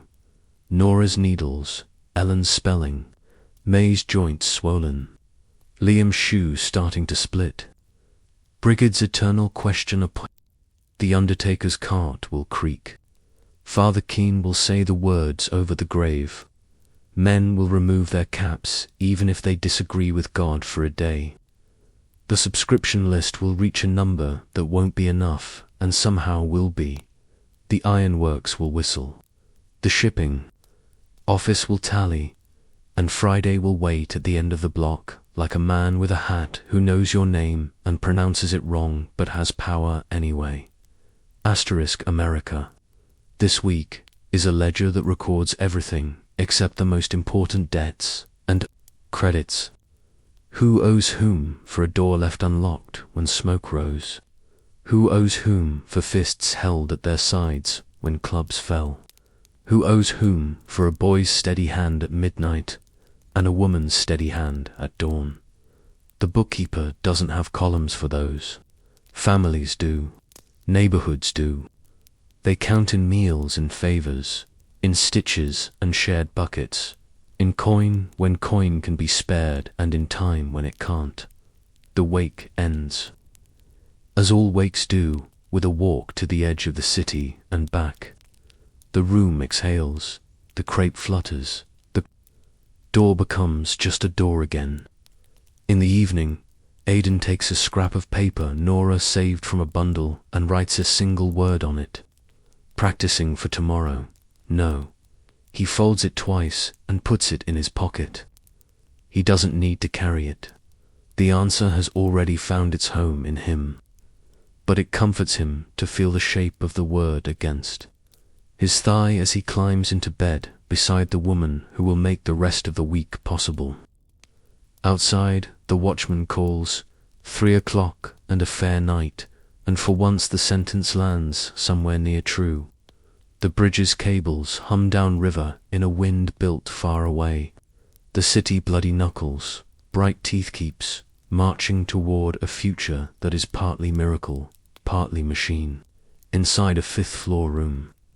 7 souls lay their heads down, knowing the balance will never settle, and deciding, again, to live in the difference. Friday wakes like a clerk in time, unsentimental ledger in hand. By 6, the building knows what. This day is Hannah Kowalski's door wears its strip of black crepe like a final sentence. Men pass the threshold with hats in hands. Women move with the purposeful hush of people who can do hard things without ceremony. Someone has scoured 2 teacups until they shine. Someone else has cut bread straight and put the heels aside for soup. These are liturgies to dot. Nora ties her black shawl, not because it changes the weather, but because certain days ask you to be visible about what you're carrying. May's rosary warms quickly in her palm. She has said these prayers over peat smoke in Cary and over coal smoke on Hester Street, And today they sound the same in heaven's ear. Ellen slips a clean hank of linen into her pocket with the seriousness of a nurse. Liam and Bridget are told what they can understand. Be quiet, be kind, stay near. Across the hall, Mr. Kowalski sits as he has sat most of the night, a big man made small by what he can't lift. Hannah is laid out in her Sunday black, scarf folded, just so, hands crossed. The 2 candles at her head gutter when the stairwell door below opens. Someone places a finger at the sash to stop the draft. It's the sort of detail you learn in buildings like this. Grief has to be tended like a tiny flame. Father Keane arrives with his book, its edges worn from 1,000 hands. He knows where to stand in a room too crowded and where not to look. When a man breaks for a second and then gathers himself again, he prays in Latin when the old words hold people together, and in plain language when the old words would feel like a wall. He does not hurry. People notice. The undertaker's assistant pins the notice to the door. Black border crisp. A subscription. List circulates, and coins appear that no one can spare, and everyone does. From a matchbox, from a child's fist, from behind a loose brick in a pantry wall. Rent, the top reads in careful letters. The second line says grocer, and the third St. Vincent's, because the hospital sent a bill with its condolences. Aidan buttons his best shirt, the one that still manages to look like a working man's shirt trying its hardest, and pauses with his hand at his side. His rib blooms purple under the fabric where the club found him last night. He breathes past the ache. I'll be at the office by noon, he tells Nora, and that's all. They both know what noon is. They walk together to the church neighbors, pooling their shadows in the street until they look like more than they are. The procession is not grand. It is better than grand. Men remove their caps. A woman on a stoop with flour on her hands crosses herself. 2 boys stop their game of hoops long enough to nod, and one of them, Butch Walker, who likes to act older than his years, becomes suddenly 13 again and stares at the pavement. Quiet. Inside the cool dim, Hannah's name folds into the litany of every immigrant who crossed water for a chance and found work, shared air to little light, and neighbors who would not let them fall through the seams. When the last amen has settled, the coffin is lifted, and the small procession rolls toward the Ferrer Calvary. Cemetery is across the water, and grief moves best where the city gives it room. Nora goes as far as the streetcar will take her, and stands with the others at the corner, shawl tight, as the car clatters away. She turns back with May, Rosa, and Mrs. Abramovitz. There are children to feed and a room to restore to the work of living. Behind them, Mr. Kowalski rides toward a patch of ground where the city pretends permanence and families practice it. Aidan checks the time. 11:40, presses Nora's fingers once, and heads for the Ironworks yard. The administrative building is quiet the way money is quiet. Floors polished, windows clean. A clock that doesn't have to be yelled at to keep time. Peabody's man, nephew, cousin, whatever makes a desk taller steeples his fingers when Aidan steps in. Well, he says, not unkind, not kind, just sure. Aidan takes the folded scrap of paper from his pocket, the one Nora saw him write on last night, and places it on the desk without drama. The man unfolds it. 3 letters, no dot. He looks up, mouth twitching, toward a smile that doesn't make it to his eyes. You understand this is unusual foresight, he says. A small position now, a larger one later. Men like you steady hands. Quick heads don't always get asked twice. I understand, Aidan replies. He keeps his hat in his hands, but he does not twist it. I also understand you'll want me to be your eyes instead of my men's hands. The man leans back. You misread, he says, which means you read precisely. We need reliability. You have it, Aidan says. Every day I walk through the gate. A pause. The man makes a little tent of his lips and then drops the canvas. Very well. Payroll will send your final. That all? Aidan asks. Not quite, the man says. And this time the smile reaches his eyes in a way Aidan doesn't like. Talk like last night makes owners nervous. Nervous men make lists. Blacklisted. The word isn't said out loud. It breathes anyway. Aidan nods. Once. I'll take my name out with me, he says, and for the first time, the man looks mildly confused, as if the script he rehearsed didn't include that line dot at the yard gate. Sullivan waits, chewing the inside of his cheek, like a man trying not to say the wrong sympathetic thing. He doesn't offer a hand. Men sometimes find hands too much in moments like this. But he gives Aidan one of his short little nods that means, I clocked what you did, and I'll remember. Jersey glances over from the rollers and lifts his chin. An inch. Patrick meets Aidan by the fence. You said it, Patrick says. I said it. Aidan confirms. Damn fool, Patrick says, with affection and worry braided tight. And if I'd done different, I'd hope you called me the same. They stand there a second. Two men in a river of men pretending not to stand still. Then Aidan turns toward the docks. Noon. Plenty of day left to make $1 difficult. Asterisk. The shape up on South Street takes place in the shadow of stacked barrels and the size of a foreman's mood. Two gangs. A man with a cigar barks, pointing the cigar as if it were a scepter. You. His finger chooses men who have bought him drinks, or done him favors, or stand where he likes the look of them. And you. Aidan steps forward when the finger flicks his way. It doesn't. The finger moves past. You. The cigar points at a boy half Aidan's strength. And you. There is a currency here. Aidan doesn't carry tips to the hiring boss, knowing the saloon, that owns the foreman's ear, having the right kind of last name. He shifts his weight, accepts the day's judgment, and holds his ground for the next call. A second foreman appears. 5 to unload flour. Aidan's hand goes up. This time the finger lands. You, big fella, can you lift? Yes. Aidan says, because while he cannot lift grief, he can shoulder sacks of flour. They hump 60-pound bags down a gangplank that has seen better days and better weather. The work is the kind that doesn't try to be anything else heavy, simple, unending.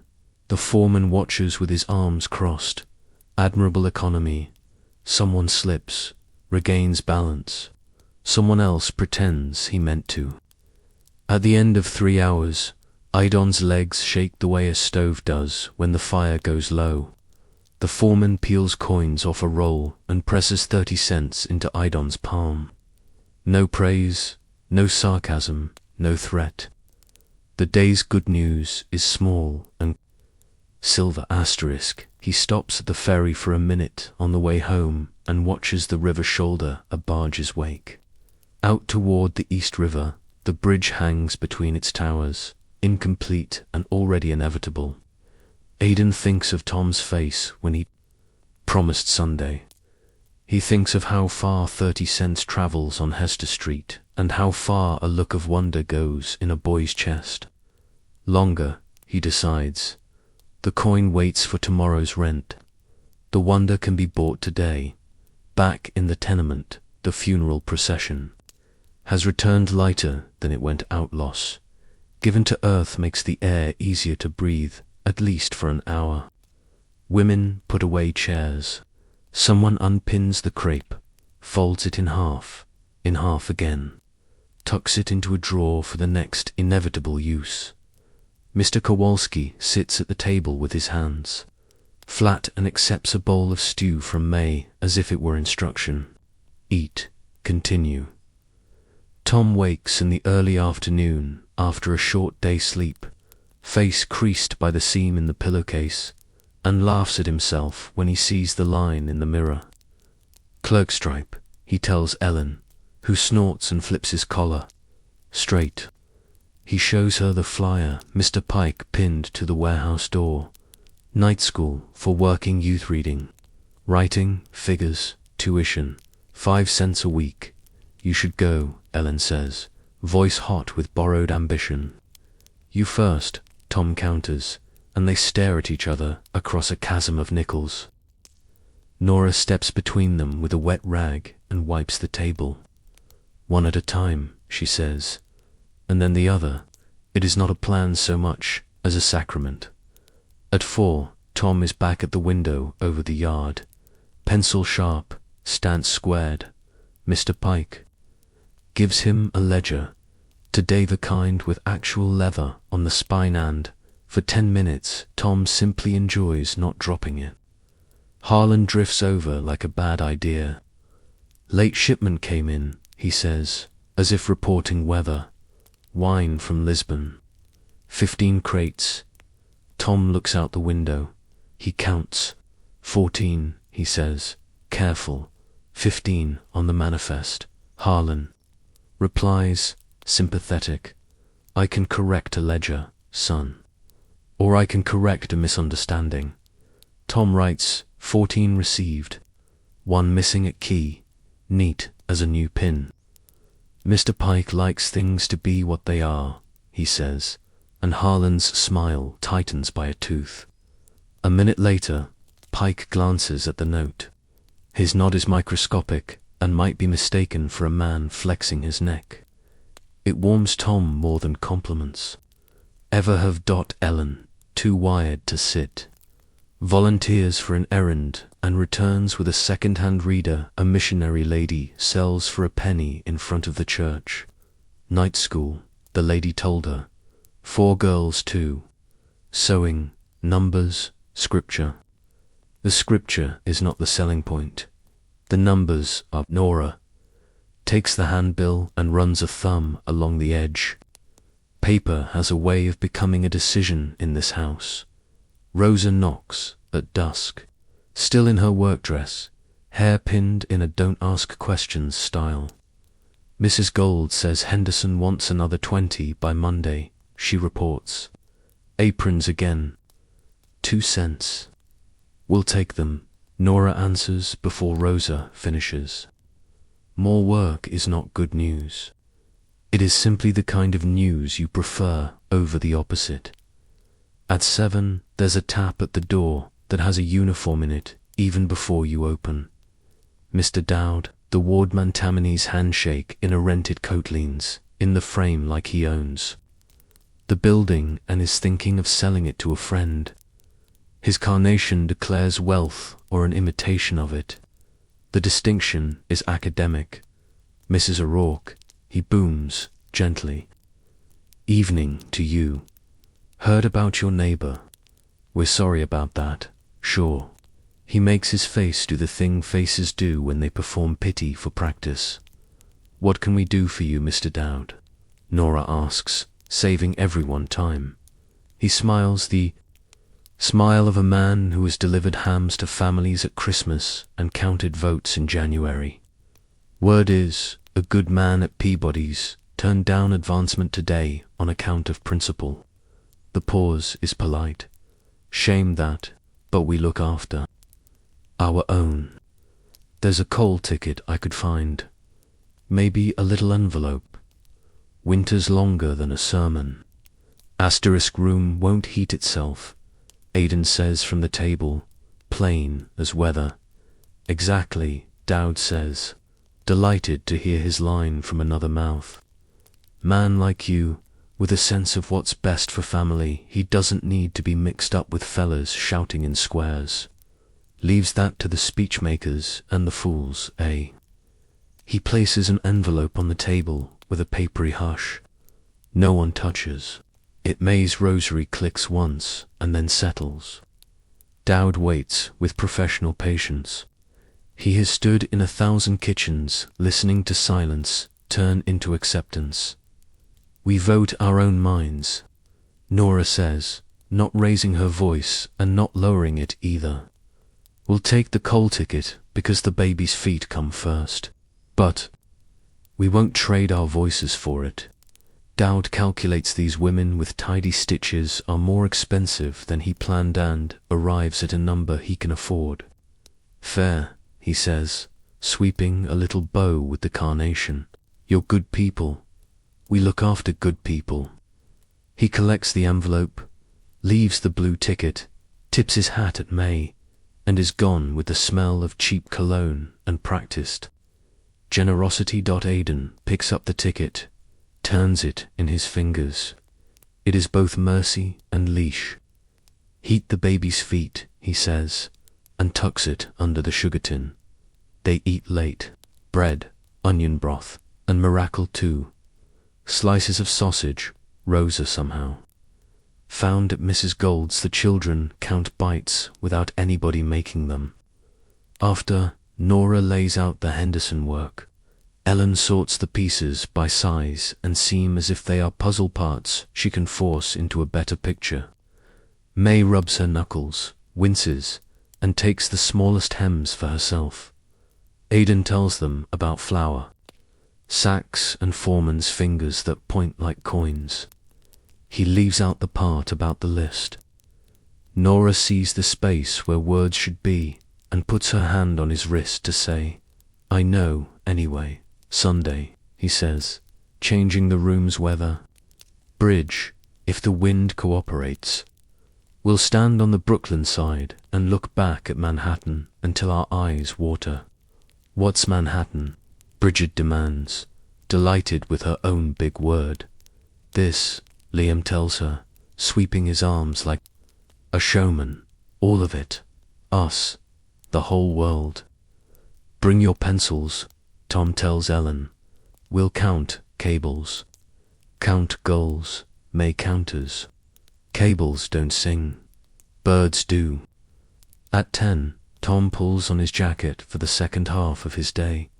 He pauses at the door, new habit, and looks older for it. I'll be quiet coming in, he says to Nora. Asterisk, the door tells me everything, she says, smiling. You won't wake me. I'll already be awake. He grins and is gone, part of the city's other shift. The one that keeps lights on in an era when lights are new enough to be wonders. Aiden and Nora finish 3 aprons each before their eyes refuse cooperation. They put the work away, clean the needles with a bit of wax, and stretch full length on the rope bed. He breathes carefully, ribbed complaining. She lies still, cataloguing the day against tomorrow in the ledger she keeps in her head. Do you regret it? She asks, into the dark. He doesn't pretend to misunderstand. Turning them down, he considers, ask me next week when rent's standing on the table and tapping its toe. She turns her face toward him, the pillow an inch of distance. I'll ask you anyway, she says. No, he answers, and here's the truth of it ring. All the way down. I don't. Asterisk in the hall. Footsteps past the gentle shuffle of someone carrying a sleeping child. The quick trip of a woman heading for the pump. The deliberate tread of Mr. Panos on his nightly rounds. Down on the street, a watchman calls the hour 11. And all Izzy hesitates. Because even watchmen learn when to lie and when not to. Quiet. Tom returns near 1 with ink on his fingers and a triumphant secret. He added a column of 16 numbers, without losing his place. He will tell Ellen in the morning. He will tell Aiden how Mr. Pike's nod felt like a coin you can't spend. He will not tell Harlan anything except what the manifest says. Saturday will test all of it. Henderson's order, the dock shape-up, the coal ticket, the landlord's knuckles. But tonight ends the way a city like this always asks you to end it, tired and together. One more day counted. One more no said at noon and held through dusk. One more small promise to stand under a half-built bridge and look at the impossible, until it looks, for a minute, like a plan. Asterisk Saturday wakes with a pencil behind its ear and a bill in its pocket. Rent day sits at the end of the hall like a man at a table who never smiles, tapping time with his knuckles. Everything due today will be added or subtracted against that tap. Nora starts with heat and numbers, the two fundamentals of tenement life. Kettle on stitches counted. 20 Henderson aprons due Monday at 2 cents each. That's 40 cents if nothing goes wrong, and a fine if it does.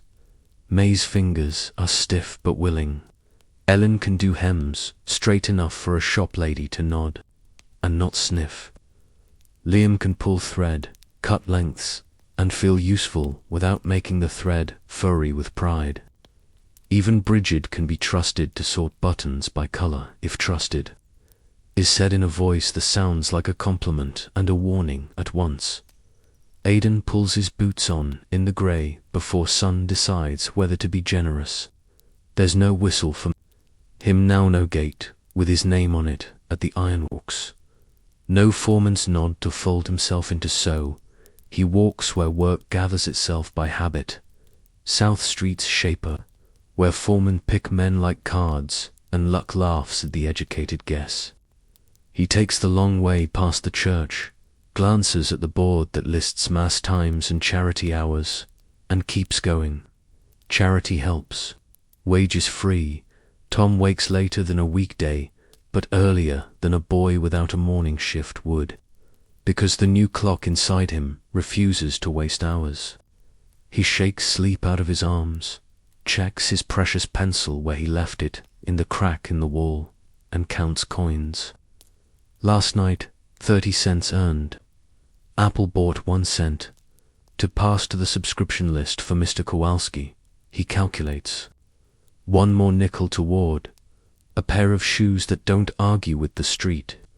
He folds the night school handbill again for the pleasure of smoothing it flat. Asterisk, the tenement's morning traffic is its own market. Baskets go down light and come up heavy. Gossip reverses. A Greek man with a barrel of olives navigates the stair corners with the grace of a sailor at sea. Mr. Panos, the night watch with the day heart, dozes in his chair and wakes whenever footsteps get ideas. A fiddler tries a tune on the stoop. The tune is Polish, the rhythm Irish, the feet that pick it up Italian. The city edits culture like a newspaper fast, messy, and mostly right. Asterisk. At the shape-up, a man with a cigar and a hat that lives 2 inches higher than his hair calls ice. For men, move fast or go home. Ice is the only job that pays in summer with gratitude on your skin. Aidan steps forward and the cigar points his way. He shoulders to block tongs and follows the crew into a cold that feels like baptism. The ice house is a miracle of sawdust and stubbornness. Blocks sweat in the heat, then give up and behave when hidden. The men haul and slide, hands going numb, backs singing relief at the absence of fire. Aidan's fingers redden, then ache less. He will take this ache. Careful. The foreman barks when a boy no more than 14 and trying to be made of iron skids, one heel on a film of melt. Aidan's hand catches the boy's collar, turns a fall into a sit. The foreman doesn't thank anyone. He flips a coin in the air and lets Aidan catch it. It's a tip or a test. Either way, it buys bread. Back on Hester Street, Nora lays out the day's plan like a general maps a hill. We sow 8 by noon, she says. Then market, 2. Onions, a cabbage, Bones, if the butcher woke kind. Ellen, you'll bring the reader to Mrs. Abramovitz after dinner and collect her extra thread. If she tries to pay you for the loan, you refuse twice and accept the third offer if it's a spoon of jam. The last line earns a grin. The rules of neighborly commerce are strict and sweet. Rosa arrives with a bundle that looks bigger than. It is 25 at Gold's, if we can swing it, she says, breathless. And a rumor. Henderson is sending a cousin to inspect Monday. We will all suddenly be his cousins if he doesn't like our seams. She ties her hair back with a piece of ribbon that has been blue and is now bluish. You look like a woman who can rescue thread from a stone. I can, Nora says, but I prefer cloth. Rosa laughs, sits, and starts. There's nothing pretty about speed except the way it looks like skill. Tom takes the handbill to Mr. Pike on his way to the river, because he wants to try the sentence out on a man who owns a ledger. Night school, he says, casual, for working youth. Pike scans the paper as if it might hide a broken column. I approve, he says. I also approve not falling asleep at this desk and writing Galveston as gallstone. His mouth flickers. That is Pike's version of a joke. You finish this week clean. I'll move you onto inventory by the end of next. More writing, less staring at Draymond lying. That's my favorite part, Tom says, and then blushes because now he has made a joke and it was not as clean. Pike ignores the blush and approves the joke with a grunt at the docks. Harlan leans against a crate that may or may not be where it should be. His tie is a metaphor for his soul, straight and interested in other people's business. Young. Ledger, he greets Tom, friendly as alone with Flint behind the smile. You'll take a walk at lunch with me. There's a man from insurance who needs a neat hand to copy a neat statement. I eat at my desk, Tom says, which is true because he is terrified of being sent away for chewing in the wrong time. Also because he does not want a neat introduction to a crooked favor. Ambitious, Harlan says pleasantly, which in his mouth means stubborn. We'll talk. Tom counts crates, writes the truth, and resists the second man's economy, the one that says the world runs smoother when people look away. He looks, writes, and keeps his pencil point. Asterisk, by midday, the apartment looks like a factory invented by a family. 8 aprons finished, edges clean as Sunday cuffs. Nora's back complains. She offers it no sympathy. May presses each piece under the warm bottom of the kettle to tame the seams. Ellen stacks them and checks buttons as if the factory inspector will ask her opinion, and she intends to give it anyway. Liam runs to the pump and back twice with buckets and manages to spill only as much as a reasonable person would forgive. Market is a river with fish that also sell bread. Pushcarts grown with pickles, onions, tomatoes. A mountain of cabbages that smell like poor people making something good out of what grows obediently. Nora knows Price is the way she knows hymns. She steers.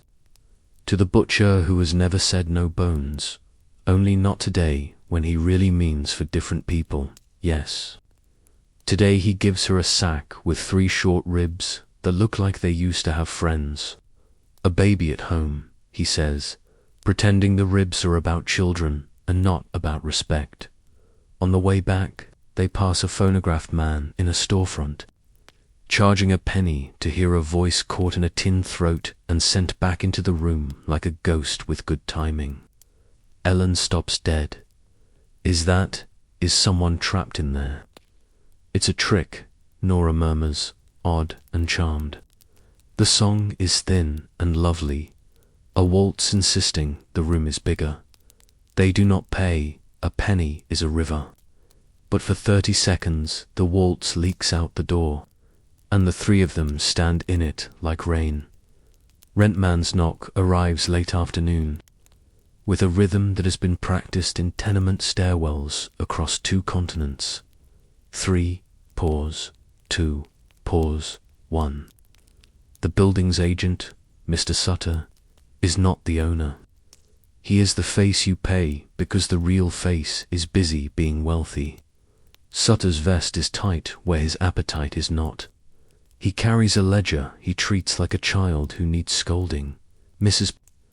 O'Rourke, he says, in a voice meant to convey both authority and impatience. Saturday, and all. Saturday, Nora agrees, opening the pouch with coins folded inside a clean hank. She does not count them into his hand. She counts them on the table and lets his eyes do the pickup. It keeps things respectful without being vile.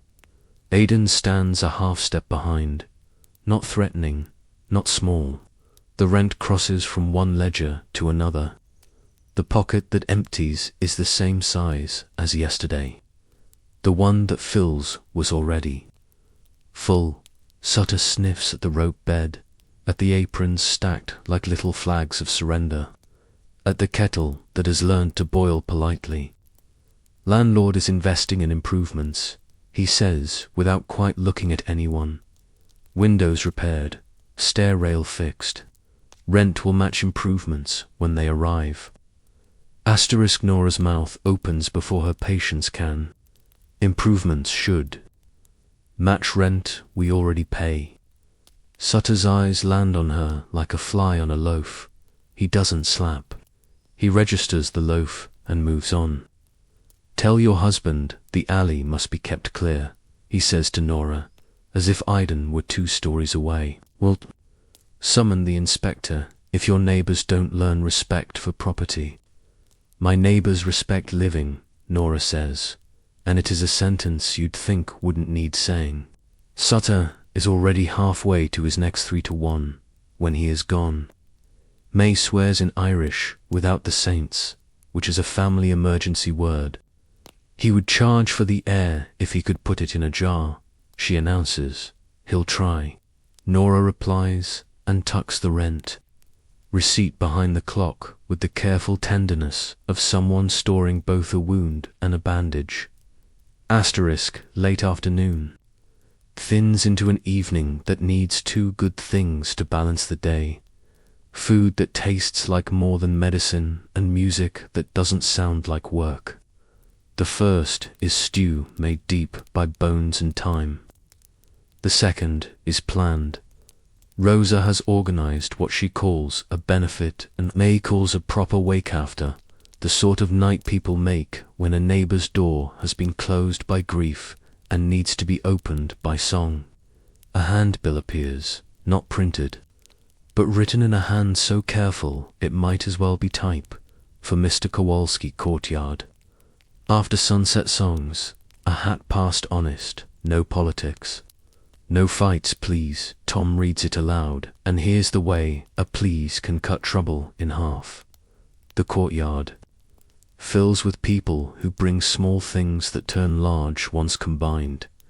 A lemon cake that tastes like Sunday, even on Saturday. A loaf of rye so dark it looks like night with crumbs. A fiddle, a penny whistle, a little drum made of a box and good intentions. Children gather under elbows and are pushed forward again with smiles. The hat an actual hat, respectable circles, once, twice, 3 times, and each time it returns heavier. People make a point of folding their coins into paper, not because paper is more money, but because paper rattles less and looks like a plan, asterisk. Aidan stands beside Mr. Kowalski and says almost nothing for an hour. He is a man who has learned that the most comforting sentences are sometimes the ones you don't speak. When Jersey starts a song that is half lament and half boast, Aidan adds his voice where it won't embarrass anyone, halfway through the second round. Officer Malone strolls in from Allen Street, with his nightstick tucked like a psalm, and a face that says he is here to ensure legality, and also to hear the third verse of that tune he likes. He takes off his hat when Rosa sings Every Man Does, except Butch Walker, who forgets and then remembers when Malone's eyebrow climbs half an inch dot. Mr. Dowd appears at the edge, carnation broadcasting goodwill like a flag. He claps in the right places, declines to take the hat, and says 3 harmless things to 6 people that add up to votes later. When he leaves, he winks at May as if they are co-conspirators in kindness. May answers with exactly no expression and then cracks a smile when he's halfway up the stairs because she's not completely made of stone. Toward the end, a neighbor from a floor nobody visits much steps forward with a concertina and a voice that could lift a roof if roofs had ears. She sings in a language no one here shares, completely maybe German. Maybe something else in the chorus is easy enough for everyone to catch. The courtyard sways and remembers being bigger than its walls. Tom notices Harlan standing at the alley mouth, half in shadow, watching with that same Catan chair gaze. For a second, Tom's chest tightens. Work has found him at home, but Harlan only tips 2 fingers off an imaginary brim and steps back into the street. Tom hears Mr. Pike's earlier counsel in his head. Let him be his own, and decides that's exactly what he'll do when the hat is counted under Mr. Panos's watchful eye. The total makes no sense, and perfect sense. $2.13 that didn't exist at noon.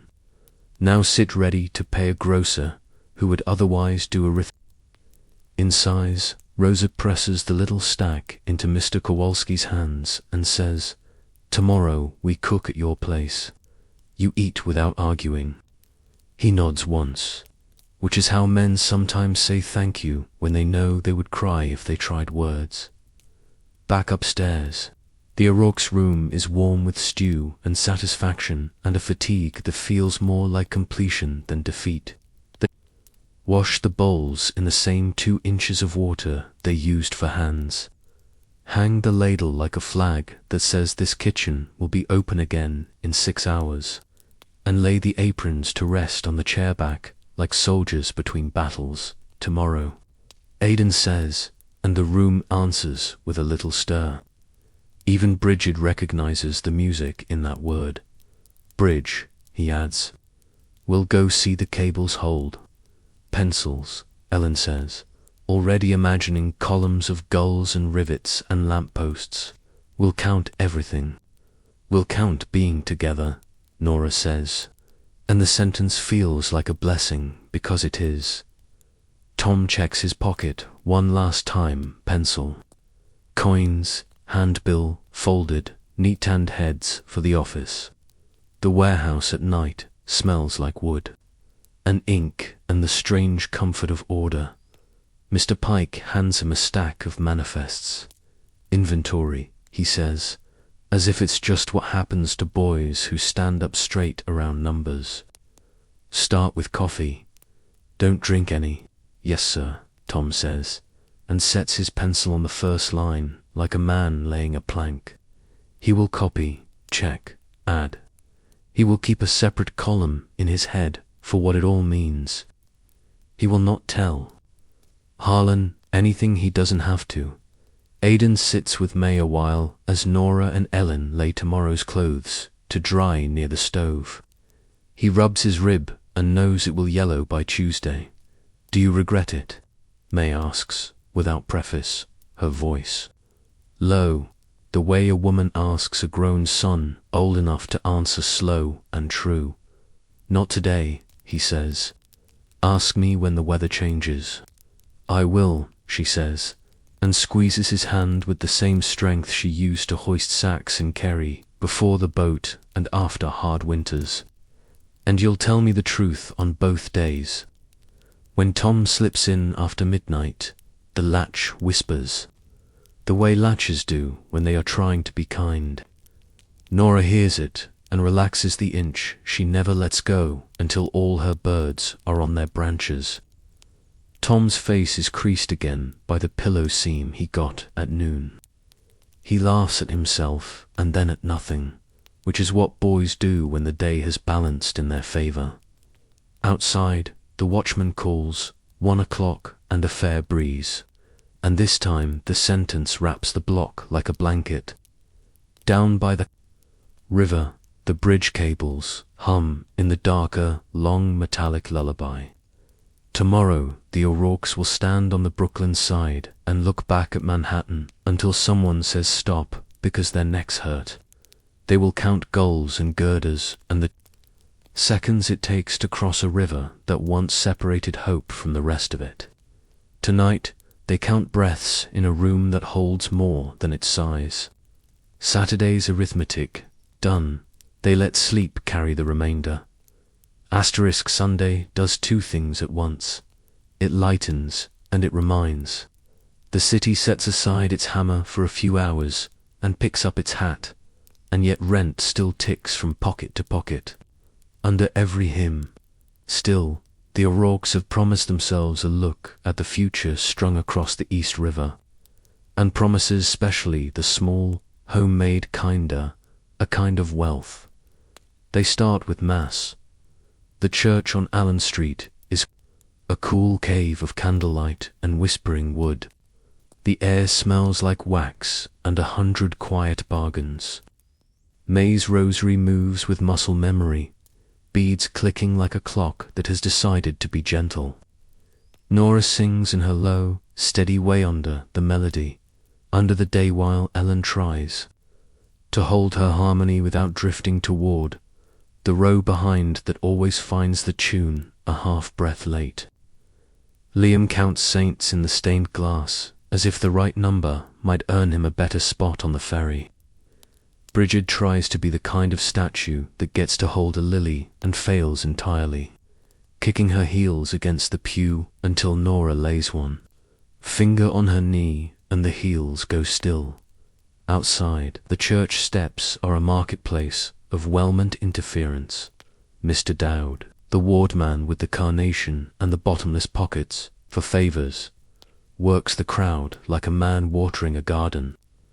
Mrs. O'Rourke, he beams, cold ticket treated you right.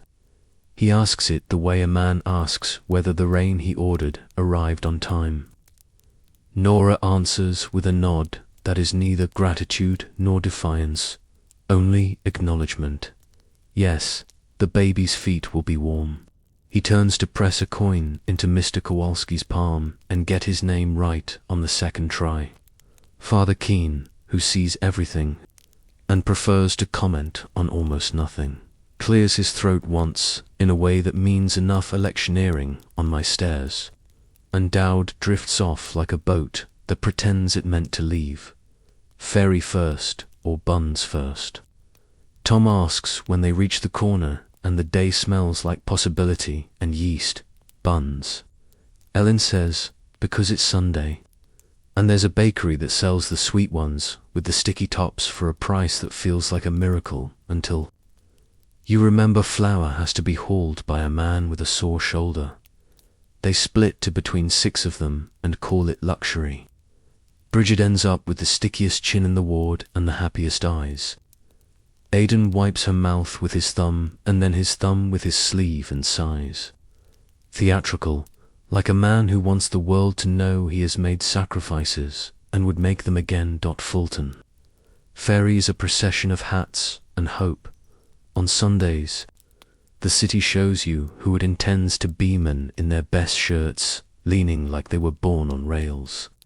Women with ribbons that have seen better days and see them again for an afternoon. Children with collars that itch because dignity always comes with a seam. The fairy thrums, takes a breath, and shoves off with the confidence of a creature that knows it is indispensable. They stand on the open deck, wind lifting hair and worries in the same sweep. The bridge fills the sky as they slide toward it too. Stone towers shouldering the air, cables fanning like the ribs of a giant umbrella.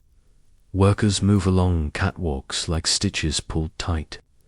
Aidan feels the sight the way he felt the ocean the first time, bigger than any story. Bigger than his father's field back in Kerry. Bigger than the Ironworks furnace that taught him what heat can do to a man. He rests his hand on the rail and lets the chill run up into his palm like a fact. "Count," Tom tells Ellen, grinning. "You promised?" She shades her eyes and starts. 1, 2, then realizes the cables multiply faster than her mouth. "There are too many," she says, half laughing. "That," May declares, "is the point."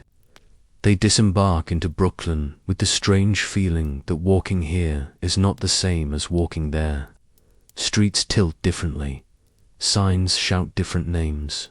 2 men argue in German about the price of pickles, and a woman with a feathered hat shepherds 3 girls whose bows could be signal flags. A street organ grinds a march that wants to be a hymn. Asterisk. They make for the East Anchorage, where the ground rises and you can look back and take the whole thing in. Tom reads aloud from a handbill tacked to a fence bridge to open when engineers satisfied with strain tests. No unauthorized crossing. Violators will be prosecuted, and then, softer, to Ellen, "Not today, then." He doesn't sound disappointed. Waiting for the world to arrive in the right order is his new skill. On a patch of grass that pretends not to be dust, they create a picnic with what can be convinced to be food. Thick slices of bread, butter folded like a secret, 2 apples that have survived the week, and a handful of raisins Nora has declared for Sunday and for bravery. Bridget lines the raisins up like soldiers, then insists on making them change ranks. Liam names the ferries, the Atlantic, the John Fitch, the South Brooklyn with the solemnity of a priest. "See that," Aidan says, pointing to the catwalks, slung between towers. Men up there in the wind with a plank under their boots and air beneath. Their wives don't sleep, I'd say. "Nor would I," Nora says, the image lodging behind her ribs. "Nor do I when certain men go to certain squares." She lays her hand briefly over Aidan's, not to scold, to anchor. He nods and doesn't make a joke. The wind threads his hair into 3 careless directions. He is thinking of the lists. Men keep, and the lists that matter: Peabody's ledger, the ward boss's favor book, the inventory in Tom's careful hand, the names, Rosa murmurs as she pins seams. He is thinking of the word he wrote on a scrap, folded and laid in his pocket Friday. He feels how that no has already required 100 small yeses. Yes to flour sacks. Yes to ice blocks. Yes to being picked second at the shape-up and paid. First only with a stare. "I saw Mr. Pike's man, Harlan, last night." Tom says, eyes on the bridge, so he doesn't have to look at his father too squarely. "He wanted me to walk and meet an insurance fellow for a favor. I told him I eat at my desk." Nora flicks a glance so quick, Tom almost misses it. Pride, caution, maybe a little fear. All 3 balances beam fine in her face. "You did right," Aidan says. "And if you ever decide to walk, you bring a second pair of eyes with you, not to scold, just to see." "Pike sees," Tom says, and the way he says the name betrays the strange, surprising affection that can grow in a boy for a boss who tells the truth without trying to own anyone. May has been quiet, watching the bridge as you watch a flame. "When they open it," she says, "we will cross. I'll wear my blue shawl. Your father will walk ahead and think himself very tall. You," she taps Ellen's forehead, "will correct the newspaper when they name it wrong. Suspension, not suspicion." Ellen laughs. "Yes, Nan." "Bridget," who has finished reorganizing the Raisin army into a navy, tugs Liam's sleeve. Can I climb it? No. 3 adults say in a chorus that makes nearby strangers grin. They wander down toward Sand Street, where you can stand almost under the anchorage and let your neck hurt with the effort of believing. Workers pass close enough to smell of hemp and sweat and effort. One wipes his face with a bandana that used to be red and nods at Aidan with the micro-recognition of one laborer to another. No words. Still, a sentence passes. On the stroll back toward the ferry, a band of street preachers has occupied a corner like a fort. The wages of sin, a man proclaims, are not paid in coin but collected in grief. His voice has the trained crack of a man who hammers words for a living. On the opposite curb, a German beer garden spills laughter into Sunday with the same intensity. 2 worlds glance at each other across the street and agree to disagree. Which is it? Ellen asks, curious, not combative. Both, May says. Always both. Be good anyway. Asterisk at Fulton Landing. A small commotion knots the crowd. A boy's cap, a good one, not a hand-me-down, goes bouncing under a carriage wheel. The boy chases, and an older girl snatches his collar, yanking him back so abruptly he squalls like a stepped-on cat. The wheel misses his toes by a thumb's width. His mother, pale and shaking, thanks the girl so many times it becomes a kind of scolding. Eyes up, she says finally to the boy. 2 eyes up, always.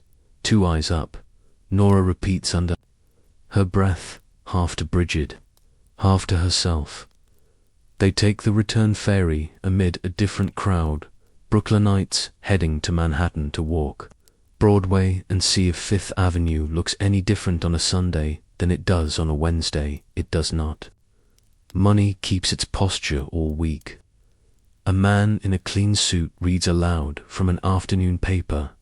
Rail workers talking, strike again. A factory in Philadelphia burned. Another politician promising reform, where reform is a ladder men pull up after they climb. Will there be trouble? Ellen asks. There always is, Aidan says, and then corrects himself for his daughter's sake.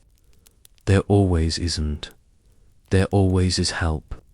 Asterisk Officer Malone is on the Manhattan dock, as if summoned by the thought. He tips his cap at the O'Rourke's eyes, taking in a dozen small details in a single pass. Tom's decent jacket, Iadon's careful way of guarding his rib, Nora's black shawl, Bridget's raisin-sticky chin. City's lively, he says, which is the way an honest cop says. I'll be late home, and none the happier for it. Keep the boys off the catwalks. He adds to no one in particular, looking a priver toward the bridge as if it were anew. Recruit likely to get ideas. They walk home through the soft loud afternoon, the Bowery pretending it is Paris for a block. A Yiddish theatre handbill promising tears and laughter at the same low price. A pushcart philosopher and his crate of books, all of them translated, none of them cheap. A pair of young men in straw hats and confidence practice arguments about socialism using phrases they heard from someone with better shoes. Rosa passes them with a look that could cut cloth. Argue less, she mutters, carry more. Asterisk back. In the room, there is the familiar exhale that happens when the latch finds its partner and the city is reduced, mercifully, to family size. Nora boils tea. May peels potatoes as if they owe her rent. Ellen brushes out Brigid's hair, holding the strands the way women hold future plans firmly, not to hurt, just to tame. Liam lays the pennies from the ferry in a neat line, there and back, there and back. Proof of movement. Tom unfolds the night school handbill again and puts it in front of Iaden, like a case brought to a judge. I want to go, he says, not defiant, just decided. 5 cents a week, I can cover it. You'll be on your feet from noon to midnight, Nora says, working the arithmetic of body and clock. Where do you put school? In the morning, before errands, he says. I'll be late to nothing, Mr. Pike said. He stops himself, surprised to hear the man's name come out like a blessing. He said, good, and he never wastes words. Aidan studies the paper as if the letters might move when he looks away. Go, he says. You go, and you take notes for your sister. He glances at Ellen, whose face has been trying to be brave for the last hour. When we can add 5 more cents to the week without subtracting dinner, you go. 2. Ellen nods, relief and ambition tied with the same ribbon. I'll learn from his notes and correct his spelling, she says, because love between siblings is always improved by a little teasing. I don't misspell, Tom protests, wounded in the exact place that matters to him now. G-A-L-L-S-T-O-N-E,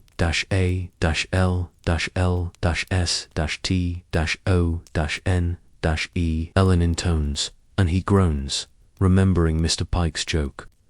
They all laugh, the kind that slides a day into evening without bruising it. Asterisk as dusk lays its hands on the block. Aidan and Nora step to the window. The airshaft offers no view, only sound. A woman 2 floors up, laughing at something small and perfect. Someone teaching a baby to clap. A violin finding the 3rd verse of a song learned in another country.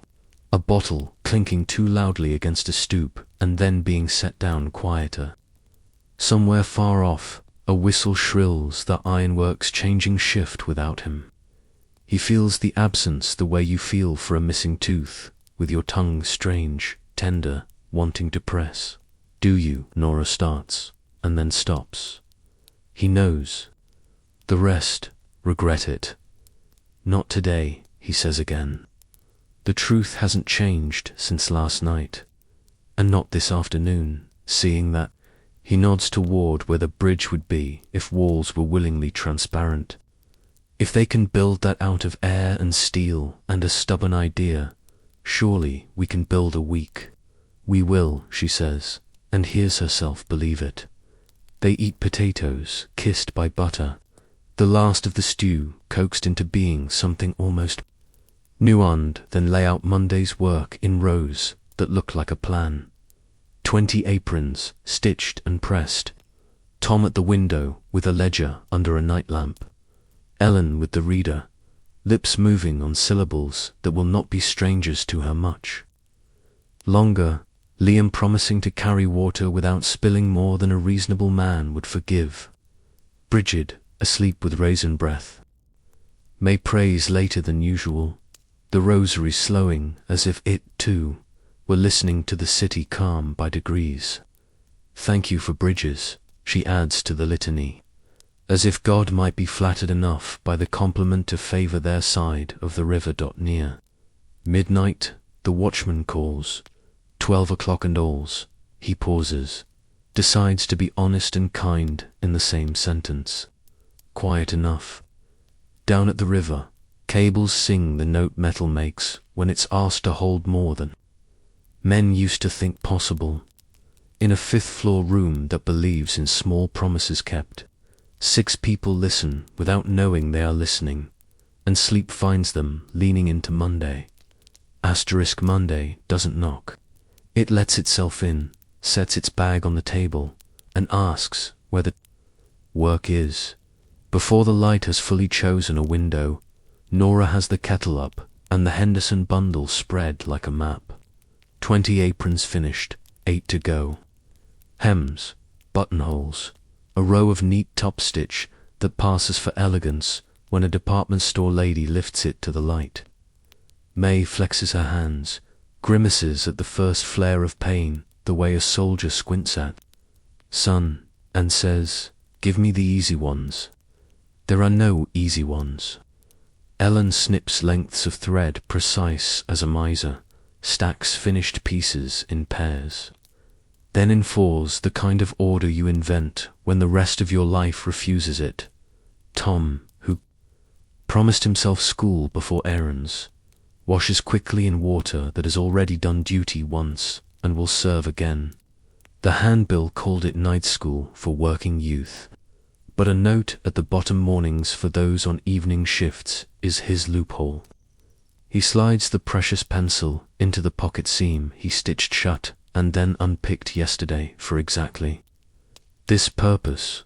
Straight there, straight back, Nora says, the old instruction that covers 1,000 streets and most temptations. Straight, he promises, tugging his collar as if dignity was something a boy could adjust with a finger. The classroom is a church basement that smells like chalk and old wood and the patience of people who have chosen not to go back to bed. 15 students, boys with ink on their fingers, girls who sew until midnight and still come to Seoul for X, because someone told them X might open doors. A sign on the wall reads, "No fees refused," which everyone understands to mean, pay when you can, and if you cannot, learn anyway. Miss Whitfield teaches Miss because that's what the children call her. Whitfield because she writes it small on the board and underlines it only once. She is not much older than Tom, which makes him like her more and trust her less. She starts with copywork in Destry, is the handmaid of prosperity and moves to numbers.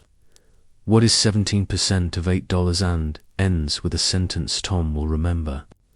When he's 40, your names matter more spelt right than shouted loud. He prints his carefully, feeling again the strange pride of letters behaving under his hand. THOMAARKE. The apostrophe gives him trouble. The chalk refuses to make a clean curve. He grins anyway when he manages it. Across the aisle, a girl in a neat shawl writes Edelstein with a flourish on the tail and gives him a sideways look that says, "I am not showing off, I just enjoy it." He nods back with the exact same message. By 8:30, he's heading home. With sums practiced and a scrap of paper that says bring 5 cents when you can. He will, not today. Soon, on Hester Street, the building moves like a hive. The Henderson cousin is supposed to come to Mrs. Gould's around 11, which means the workshop will hum at a pitch just below panic until then. Nora and Ellen tie the last knots on apron number 28 extra, for luck and leverage wrap. The stack in cloth and kiss May's cheek. Rest, Nora orders. May snorts softly. I will sit with my rosary and fight the urge to fix your stitching in memory. She loves their neatness. Her hands ache at its edges. That is what love does at 60, admires and corrects at the same time. Silently. Agent has decided on a new battleground this morning. The icework paid 60 cents for 3 hours the day before. His back sang gratitude for cold instead of fire. But a man cannot count on the same call twice. He heads for a lumber yard on Cherry Street where rumor says a gang is shorter back because someone misjudged a load and spent Sunday with leeches and whiskey. Shape-ups are the same song in different keys.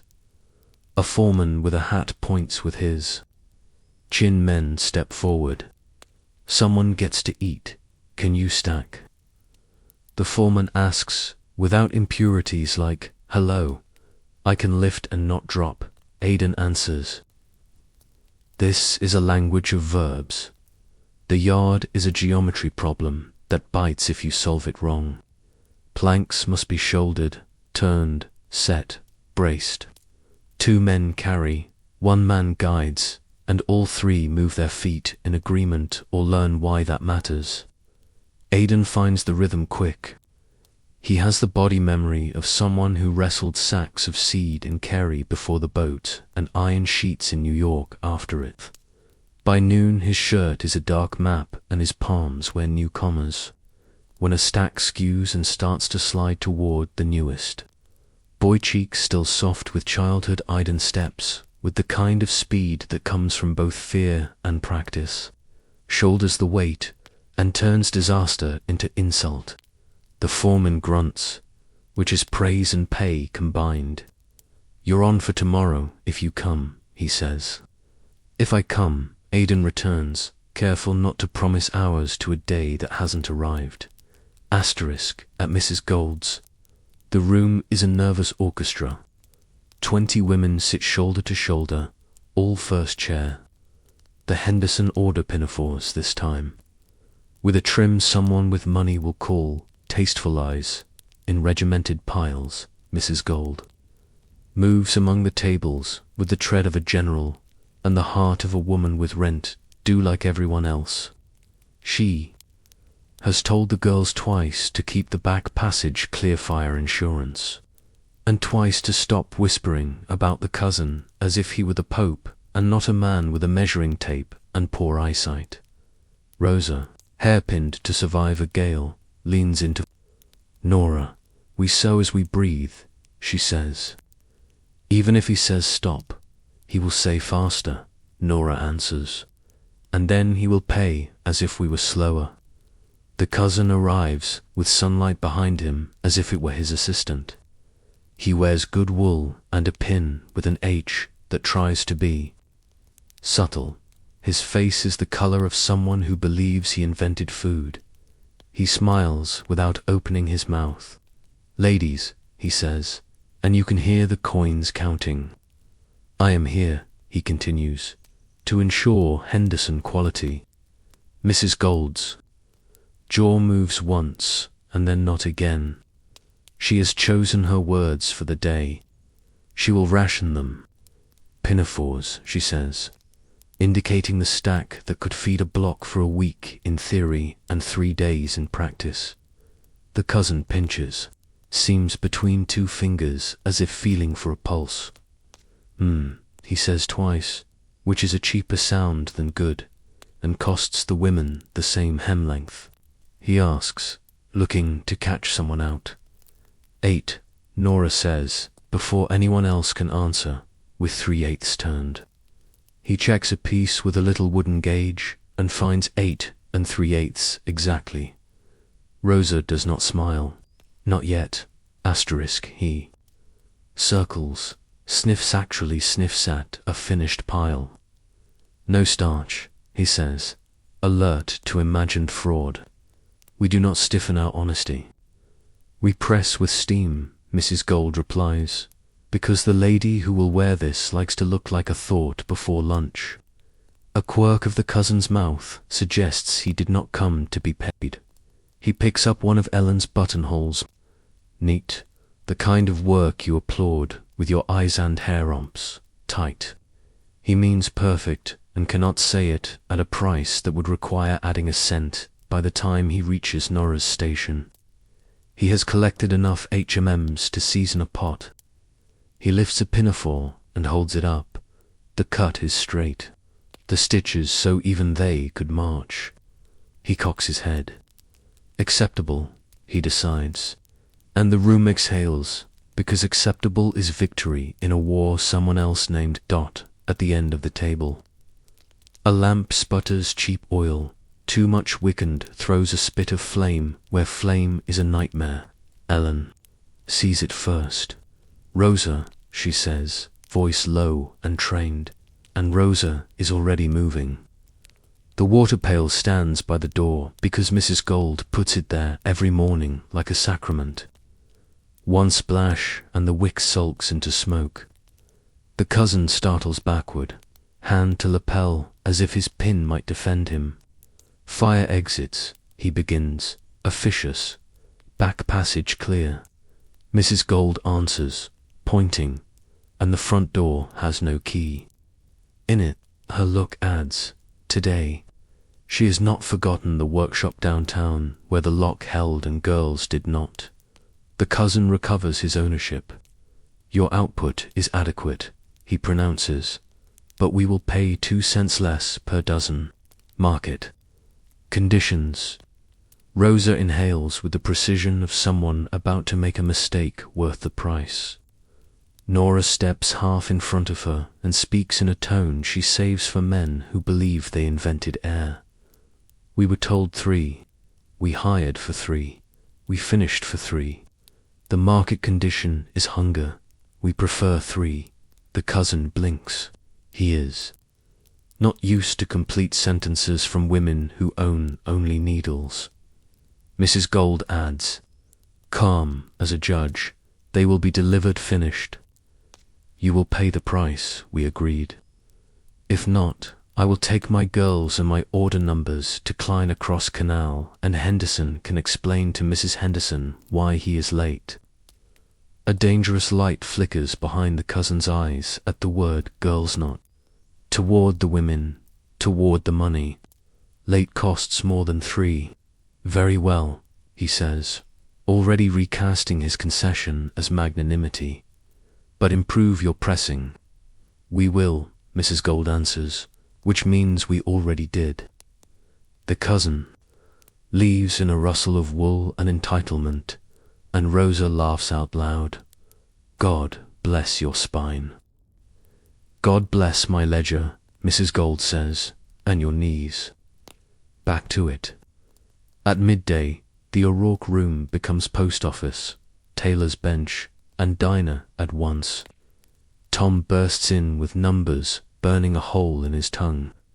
17% of $8 is $1.36, he announces, dropping his cap onto the bed and nearly onto Bridget, who has made a fort of aprons.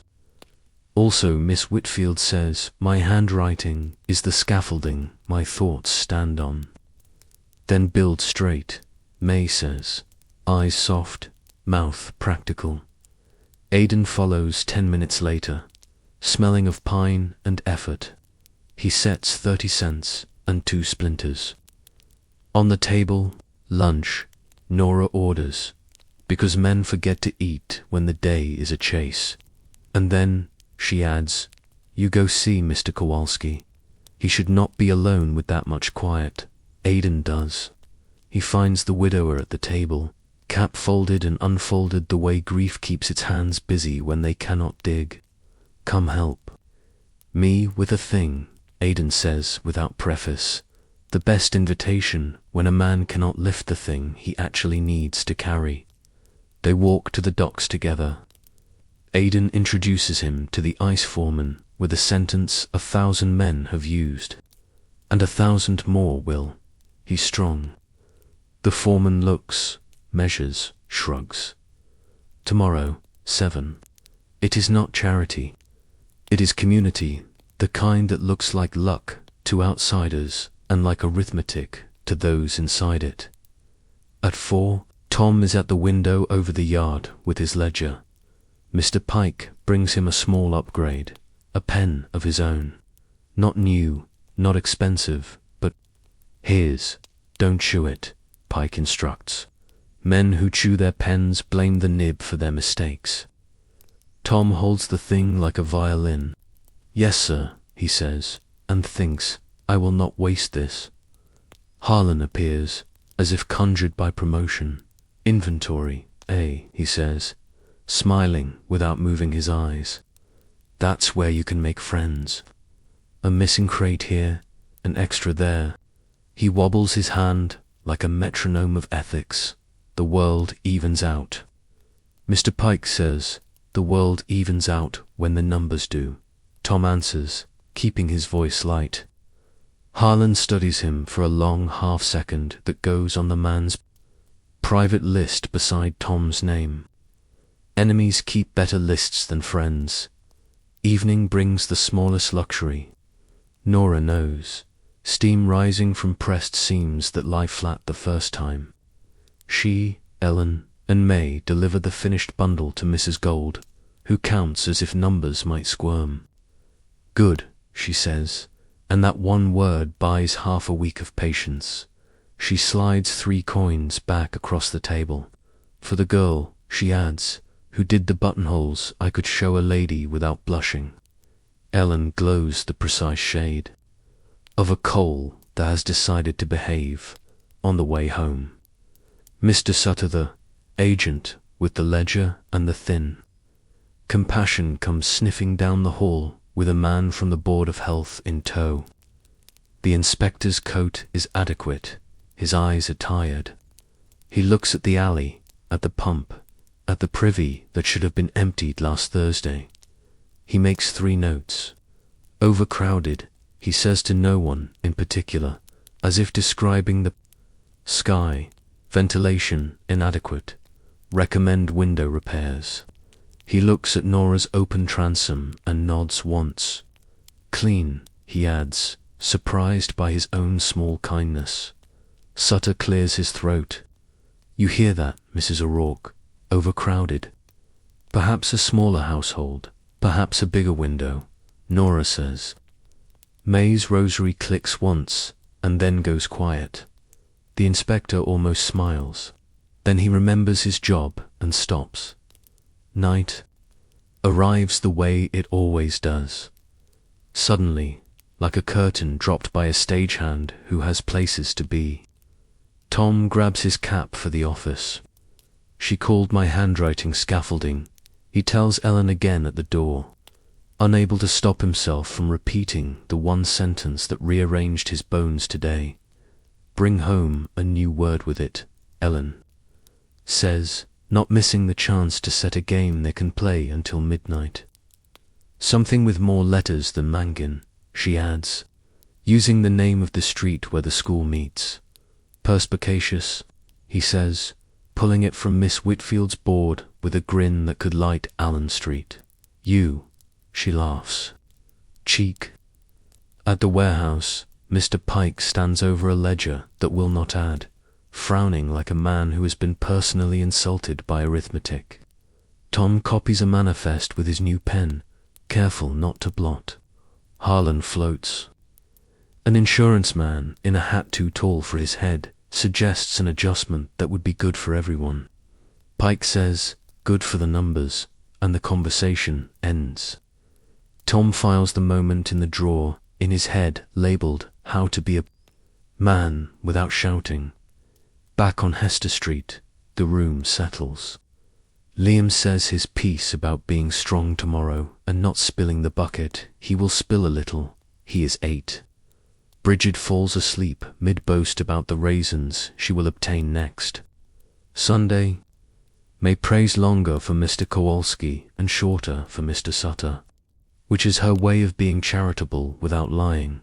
Aidan and Nora sit at the table with cups that still think they contain tea. Miss Whitfield called his handwriting scaffolding. Nora says, testing the phrase in her mouth like something you might serve company. He'll build on it, Aidan answers. His rib throbs. He has not thought of Peabody's offer for 3 hours. That feels like progress. Do you? She begins, and he finishes for her with the truth both of them can stand. Not today. Outside, a whistle far off marks a shift change that doesn't include him. He listens and doesn't flinch. Down the hall, someone coughs the long, hollow sound that makes rooms go quiet. The city draws breath steady again.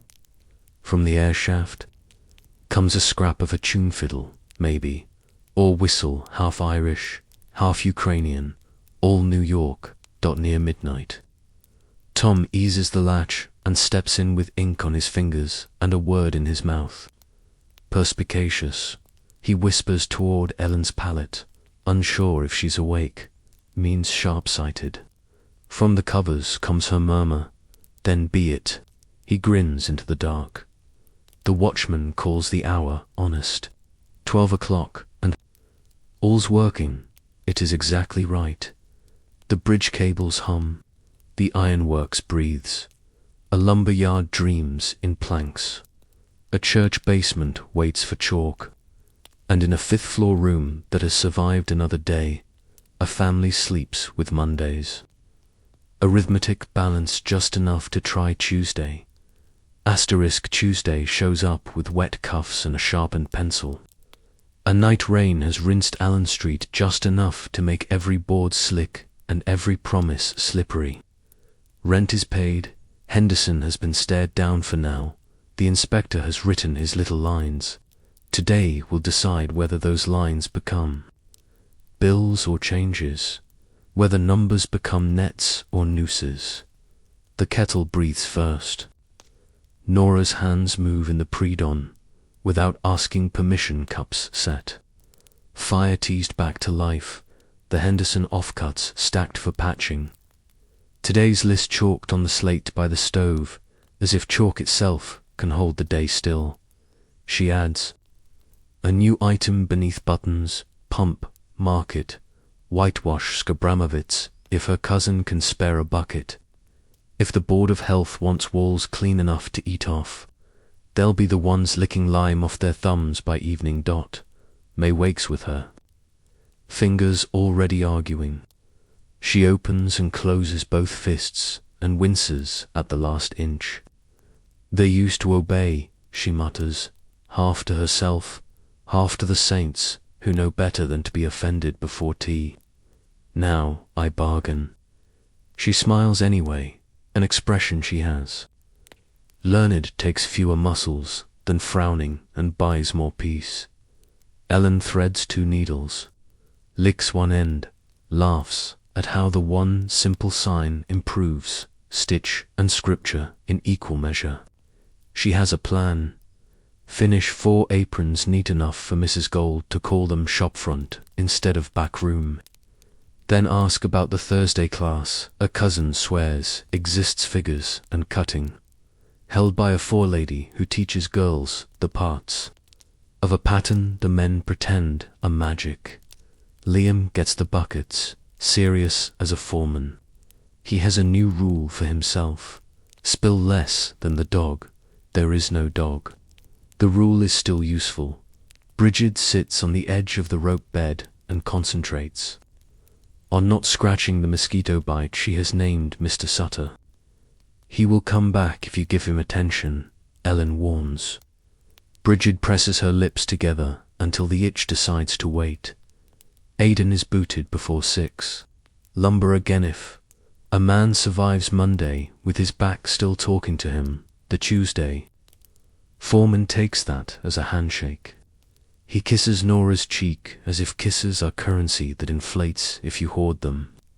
If I come late, he says, meaning if the day bites, don't hold supper. I'll hold you, she answers, and he walks down the hall with more in his chest than bread can buy. Outside, the ward smells like damp ash and bread that would like to become buns later. South and east, the river scolds pilings. West, the city clears its throat to shout for the day. Adon keeps his eyes on the boards and his mind on a smaller map. Yard gives foreman, gives stack, gives coin. Men wait at the yard gate with their shoulders. Already working, the rain gloss on planks, promising both splinters and surprises. You, the foreman calls, chin lift toward Aidan. You held that pile yesterday like it owed you rent. You're on. And you, a nod at a boy, still learning where his feet are. You carry small and learn fast. They move. Lumber work is a hymn in 4 parts lift pace, turn, second. The amen is a stack that does not fall when you look away. The yard has its politics, of course. A man in a derby strolls through mid-morning with a card that says Tammany, Benevolent Association, and a ledger of his own, smaller and more powerful than any foreman's. Friends of the district, he purrs. Get first look at winter work. Friends bring coal tickets when baby's feet ask. Aidan returns, not rude, not warm. He has learned that some sentences must be wrapped in plain cloth or they get themselves stolen. The man smiles with the patience of wet rope and wanders, off to find easier prey in a different hat. At the church basement, Tom writes his name twice, once to please Miss Whitfield and wants to please himself. The room smells like chalk and coffee somebody donated. Today's copy line is "Honesty is the shortest road home," and he likes it because it feels both quaint and useful in a world where the long road is paved with men like Harlan. Percentages next. Find 12% of $5.50. He does the work in the margin.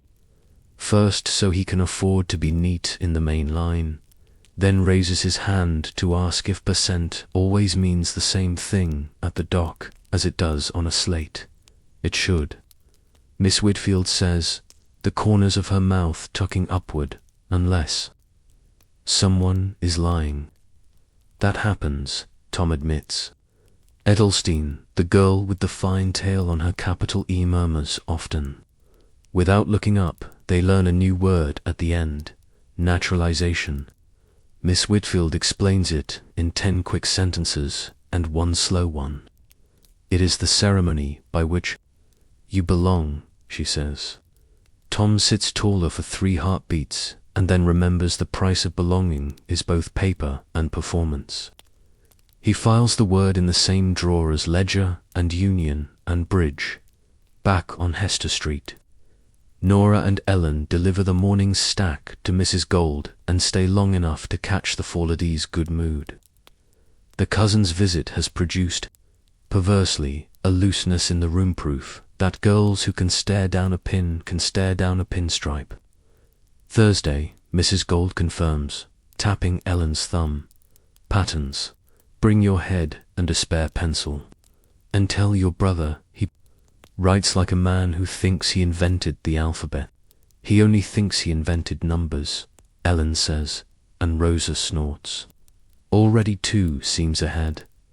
On the walk home, they pass Mr. Kowalski, walking in the way the newly bereaved do, careful, as if the world tilts more than he realized.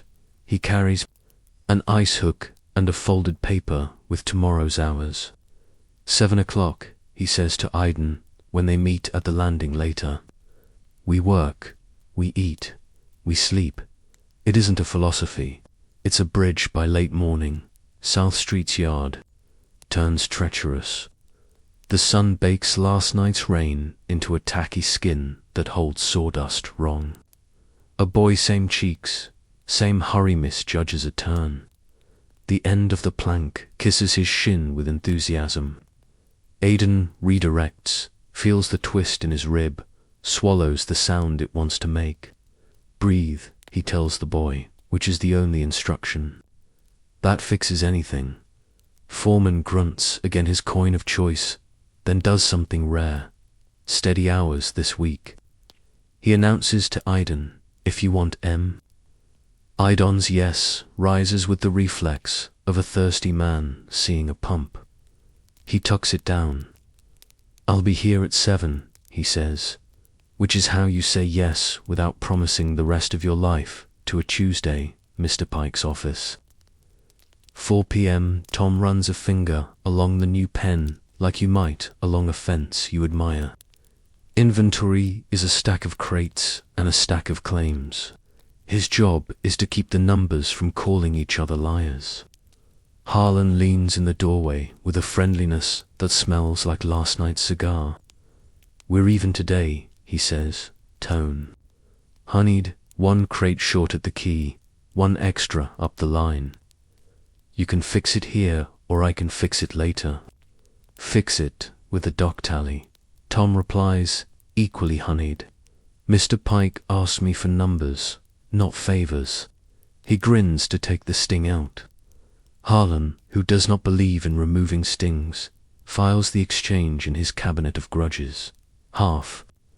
An hour later, a ledger page goes missing. Not a book, 1 page. Tom feels the absence like a tooth, the way a set of numbers refuses to add to the right amount if a single day takes a walk. Where's Tuesday's tally? Pike asks, not angry, worse. Curious. Here, Tom says. Too quickly, then checks and finds the hole. He breathes once, the way Miss Whitfield taught, when the problem is not the problem, it's your heart. He flips back, finds a pencil groove on the edge of Monday's page. Something caught, something tore. He follows the track like a hunter, and there it is. The missing page folded, slipped into the back of a folder, then into a bin that Harlan just walked past.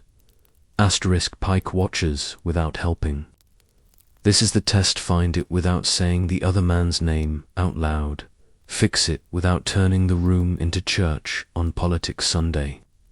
Tom moves 3 sheets, retrieves the orphan, and lays it flat with a look that says, I saw, I fixed, now.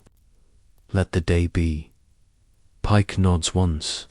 Scaffolding, he murmurs, more to himself than to Tom. The word has found a second home, back uptown, which on Hester Street means 3 flights. The Board of Health man returns with a bucket and a shrug. Charity whitewash, he says, for those who ask and for those who won't but need it. Sutter materializes at his heel like mold, ledger ready. Repairs, he announces, will increase rents accordingly. Repairs, Nora echoes. Done by neighbors, paid for in lime burns and time. She takes the brush anyway. Ellen clears furniture to the middle of the room. Liam fetches water and only sloshes half a story onto the floor, and May ties a scarf over her hair with a competence that would make a foreman salute. They whitewash until the room looks an inch wider, and the light forgives them a little for the alley. The smell is sharp, like cleanliness that means business. Bridget draws a tiny flower in a corner with her finger, then wipes it out with a gasp the size of a confession. It's all right, Nora assures her. Heaven sees your flower. Bridget beams at the wall like a Muir list. Mrs. Abramovitz's cousin does in 1 hour what the landlord hasn't in a year. Planed the sticking window so it opens without bribery. Renailed a stair tread that had ambitions of sending a child ankle first to the cellar, and smacked the pump handle with a wrench that speaks fluent misbehavior. Now it works, he announces. Sutter writes another line in his book Improvements, as if ink is the same thing as effort. Show me your improvements, May says. Sweet as butter, he does not. Rosa bursts in at dusk with news and a smell of starch. Fire at Nadell's on Broome, she says, voice flat with fury. Small, out, girls, safe. Doors were open because Mrs. Nadell learned from other people's tragedies. Bless her practical heart. We keep a pail by every station, and I swear, if a man reaches for the lock on my door when the iron hisses wrong, I will aim the pail at his head first. Good, Nora says. Tell the girls to count their exits before they count their stitches. Ellen hides her shaking hands under the table for a moment and then puts them back on the cloth. Courage isn't going. It's staying with a needle. When your fingers remember stories from the paper. Mr. Dowd floats by after 7 with news he pretends is neighborly and is in fact inventory. There's talk of a meeting tonight, he says, eyes sliding toward Iada's chest as if looking for a union card in the place where men store their ribs. Fellas in Tompkins Square never learn. Peace is profitable, he adds, the way. A banker blesses you with a weather report. Peace is paid for, Aidan replies. By someone, exactly, Dowd says, delighted to meet his own logic coming around the corner. So let the men with coins buy it, and you spend yours on bread. He tips his hat to May, who does not tip back, and finds another stairwell to fill with favors. Officer Malone chooses the same hour to practice his constitutional right to lean against a wall and tell the truth sideways. If a man were asking my advice, he tells Aidan, I would say that squares with speeches attract attention, and attention brings horses and sticks, and horses are larger than men. If a man were asking mine, Aidan returns, I'd say a room with no speeches attracts nothing, and nothing improves. You're both right, Nora says from the doorway, which is the misery of living among honest men. Malone sighs. Be home to your wife, he adds, with all your teeth. Tom cannot go.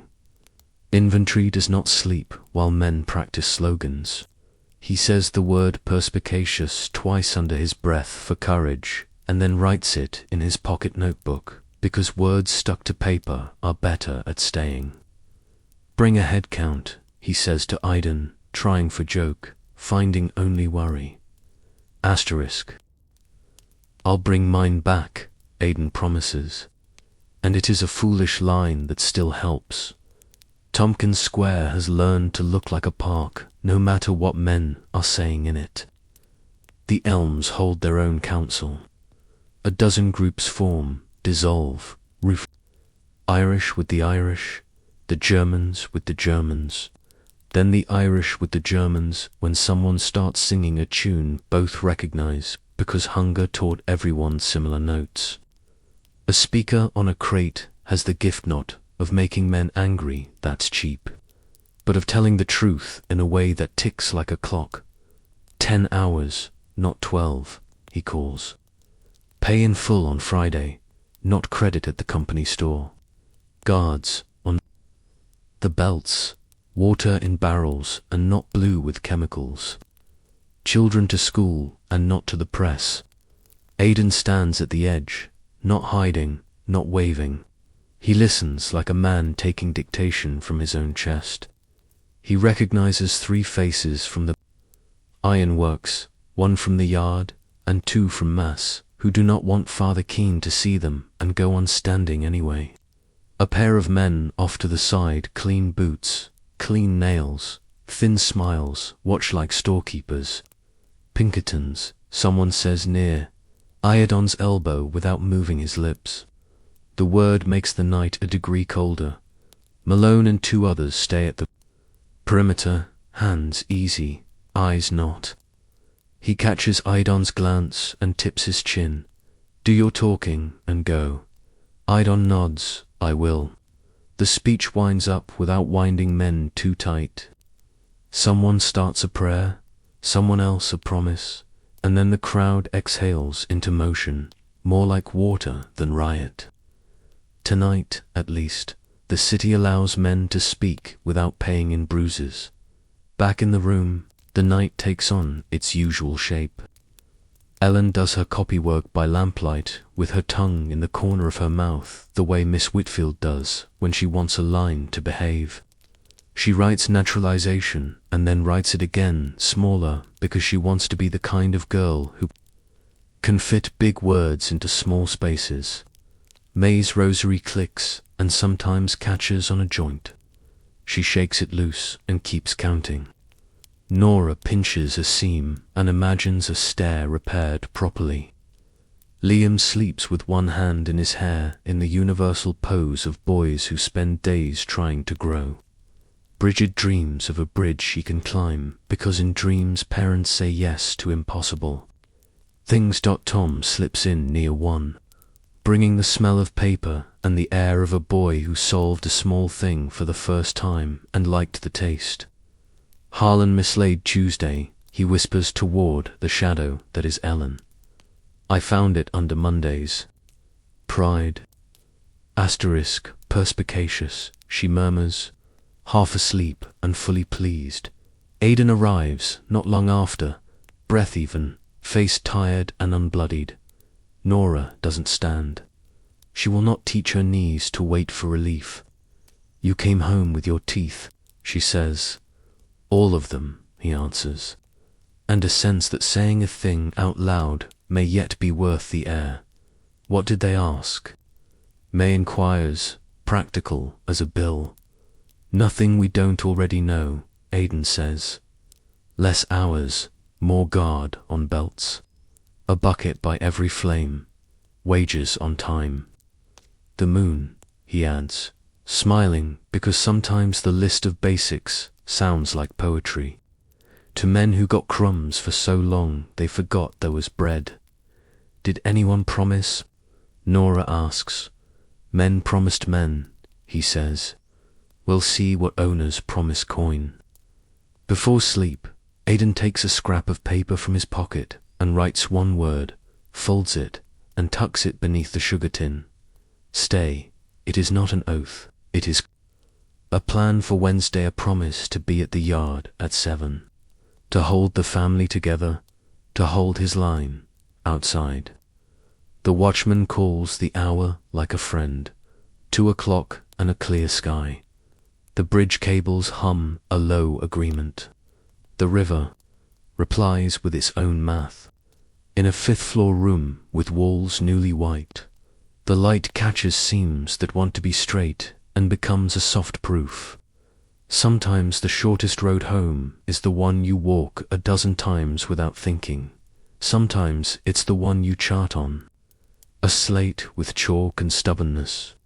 Tuesday closes its ledger. Tomorrow waits with a fresh page and damp ink. Asterisk Wednesday comes in with the smell of wet rope and new chalk. Rain in the night has rinsed Allen Street into a slick promise, and every threshold in the tenement takes a careful step to cross. The O'Rourkes wake to the soft complaint of the kettle, and the kind of quiet that means the day hasn't picked a fight yet. But Nora is first to hire her hands.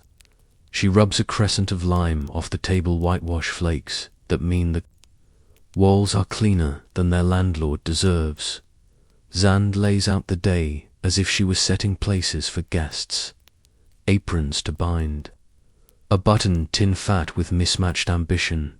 2 scraps of cloth pressed flat for patches. The slate by the stove with her list written square. She adds a last item beneath Pump Market coal. That word has been asking for a place on the table since the inspector's pencils sniffed around their windows yesterday.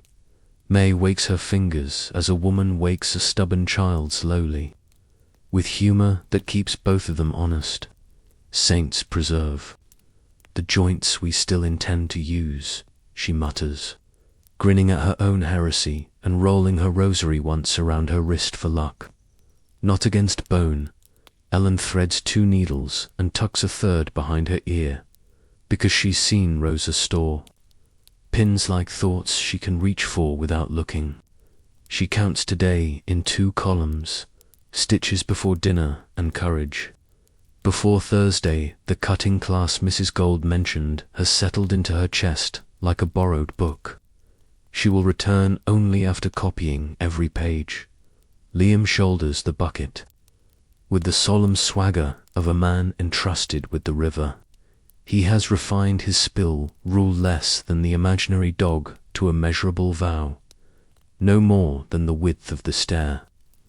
Bridget, legs dangling off the rope bed, studies her mosquito bite.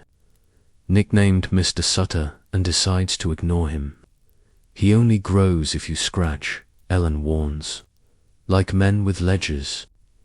Aidan pulls on boots that remember Tuesday and buttons his shirt the way you secure a bridge, bottom first, then up. The lumber yard expects 7 o'clock, the way church expects Sunday, and a man who arrives with his back still useful earns. Tomorrow, before he goes, he kisses Nora the way people make down payments on futures they intend to keep. If I'm late, he says, it's because a plank argued with me. Come argue with me instead, she says, which is her way of making room for his day before it tramples hers. The yard is a wet arithmetic problem. Planks lead with a shine that forgives nothing.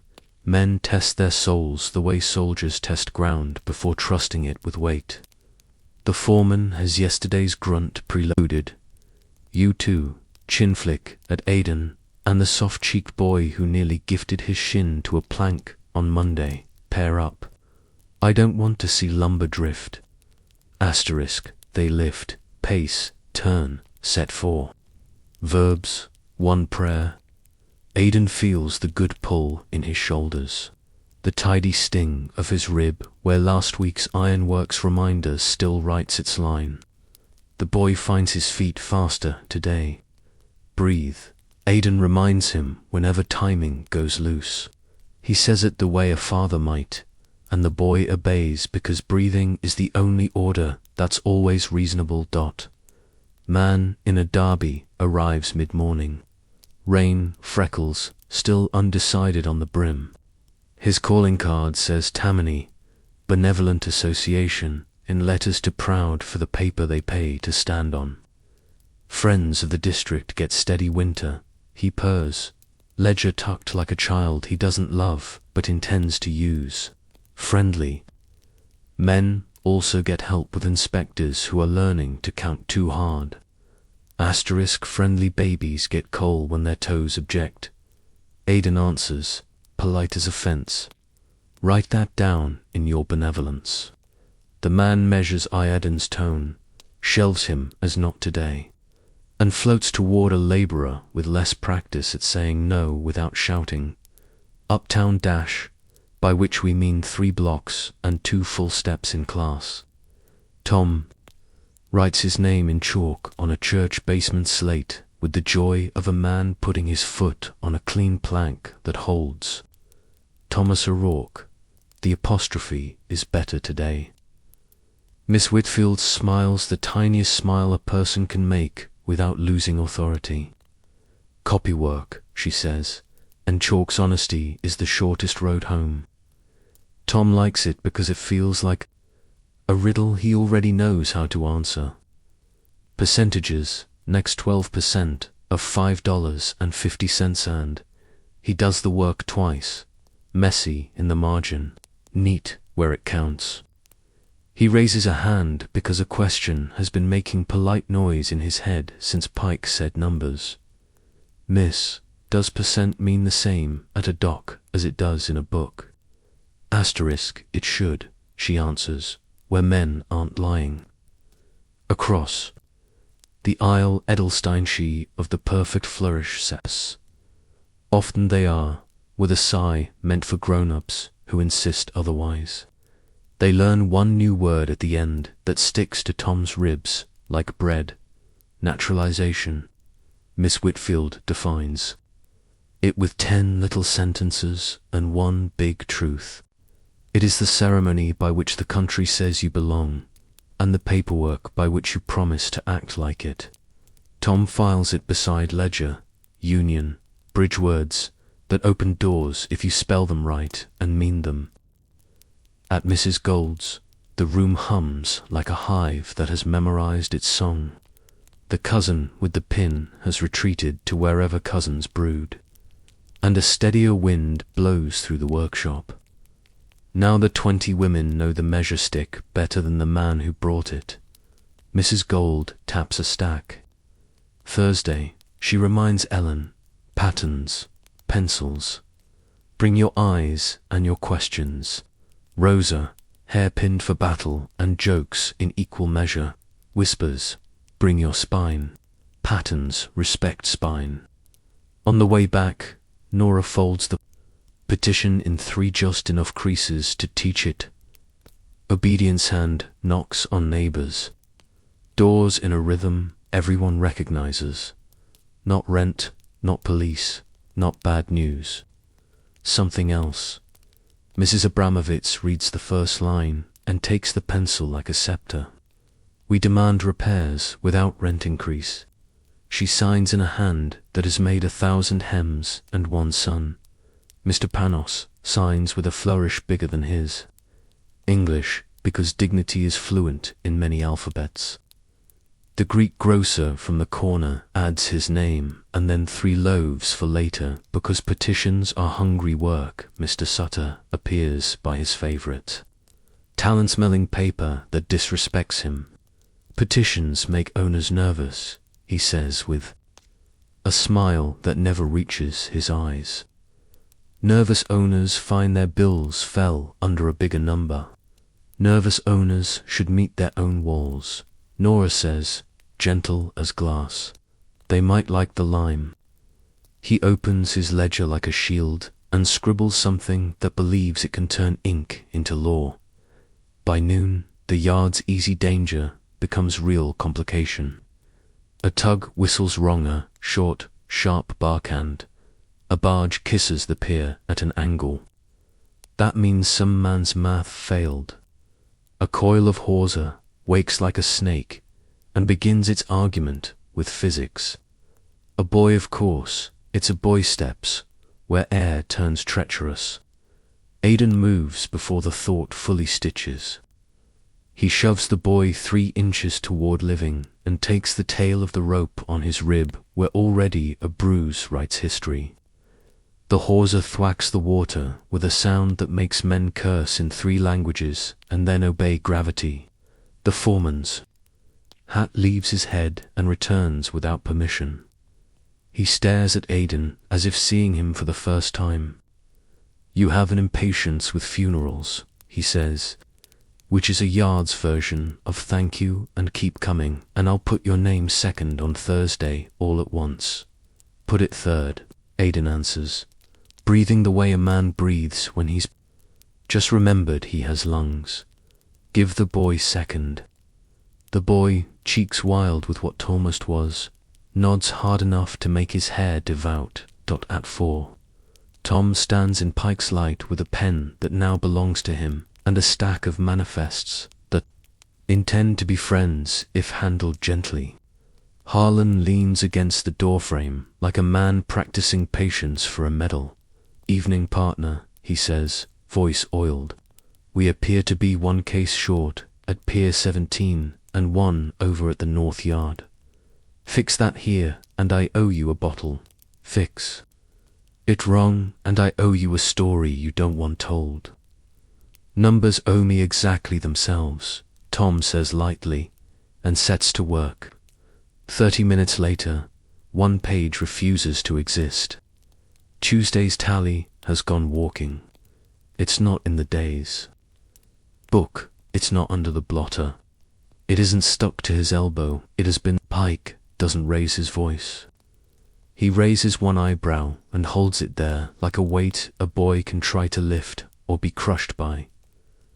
Tom breathes once like Miss Whitfield taught slow in, slower out. "Make room for the answer you want," and tracks the damage. Monday's page shows a faint indent down the margin, a signature groove. He flips 3 sheets back. There, a torn edge that got a taste for escape.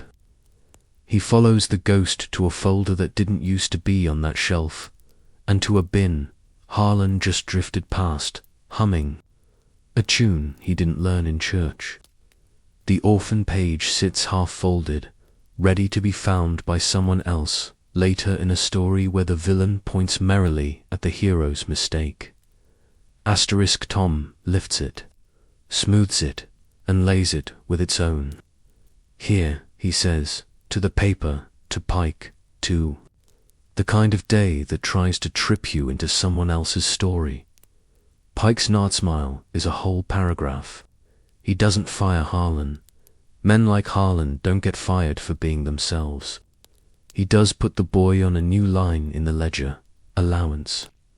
Raise $3.25, week, for the teeth you keep in your mouth when you could bite. Pike says, dry as a ledger, kind as a man who remembers being hungry. Harlan's eyes go narrow to pencil width. He files Tom under a heading he will reread later, does not bend, late. Afternoon, Sutter returns with the Board of Health, man in tow, like a boy dragging a reluctant cousin to a fight. The inspector has the look of someone who sees too much mold for any one soul. He runs a hand along the fresh white of the Ironworks wall and gives a half nod that feels like a blessing. Clean, he says, as if surprised. Window works. Stair repaired. Sutter clears his throat to remind the room who holds the book. Rent adjustment pursuant to improvements, he begins, proud of the sentence, and Nora's petition hits the table like a gavel. We signed, she says. We will sign again, if you like the look of that paper better. Improvements paid for by tenants will not be charged to the tenants twice. She doesn't raise her voice, she sharpens it. Down the hall, Mrs. Abramovitz appears in the doorway, with her signature finger still inked. Mr. Panos, who has eyes like a cat that knows when to enjoy a fight, materializes behind her. And the privy? He asks the inspector, guileless. Still Thursday's smell. Emptied tonight, the inspector answers, writing the order in a hand that means it will be ignobly expensive to ignore. He looks at Sutter and does not look away. In the courtyard at dusk, Rosa brings news that smells like starch and smoke. Small fire on broom this morning, she says, jaw set. Mrs. Nadell kept the back door unlatched. God bless. Practical women, and the girls counted the exits before they counted the stitches. No one hurt. She looks at Ellen until Ellen looks back. That's the new rule, Rosa says. Doors first, hem second. Live third and argue fourth. Pattern class tomorrow. Ellen asks, the question tasting risky in a mouth used to asking permission only for more work. Tomorrow, Rosa says. Bring the smooth pencil and the sharp questions. Mr. Dowd floats through the gate with a carnation and a smile that measures crowds. He takes in the petition in Nora's hand and feels the tug he likes best.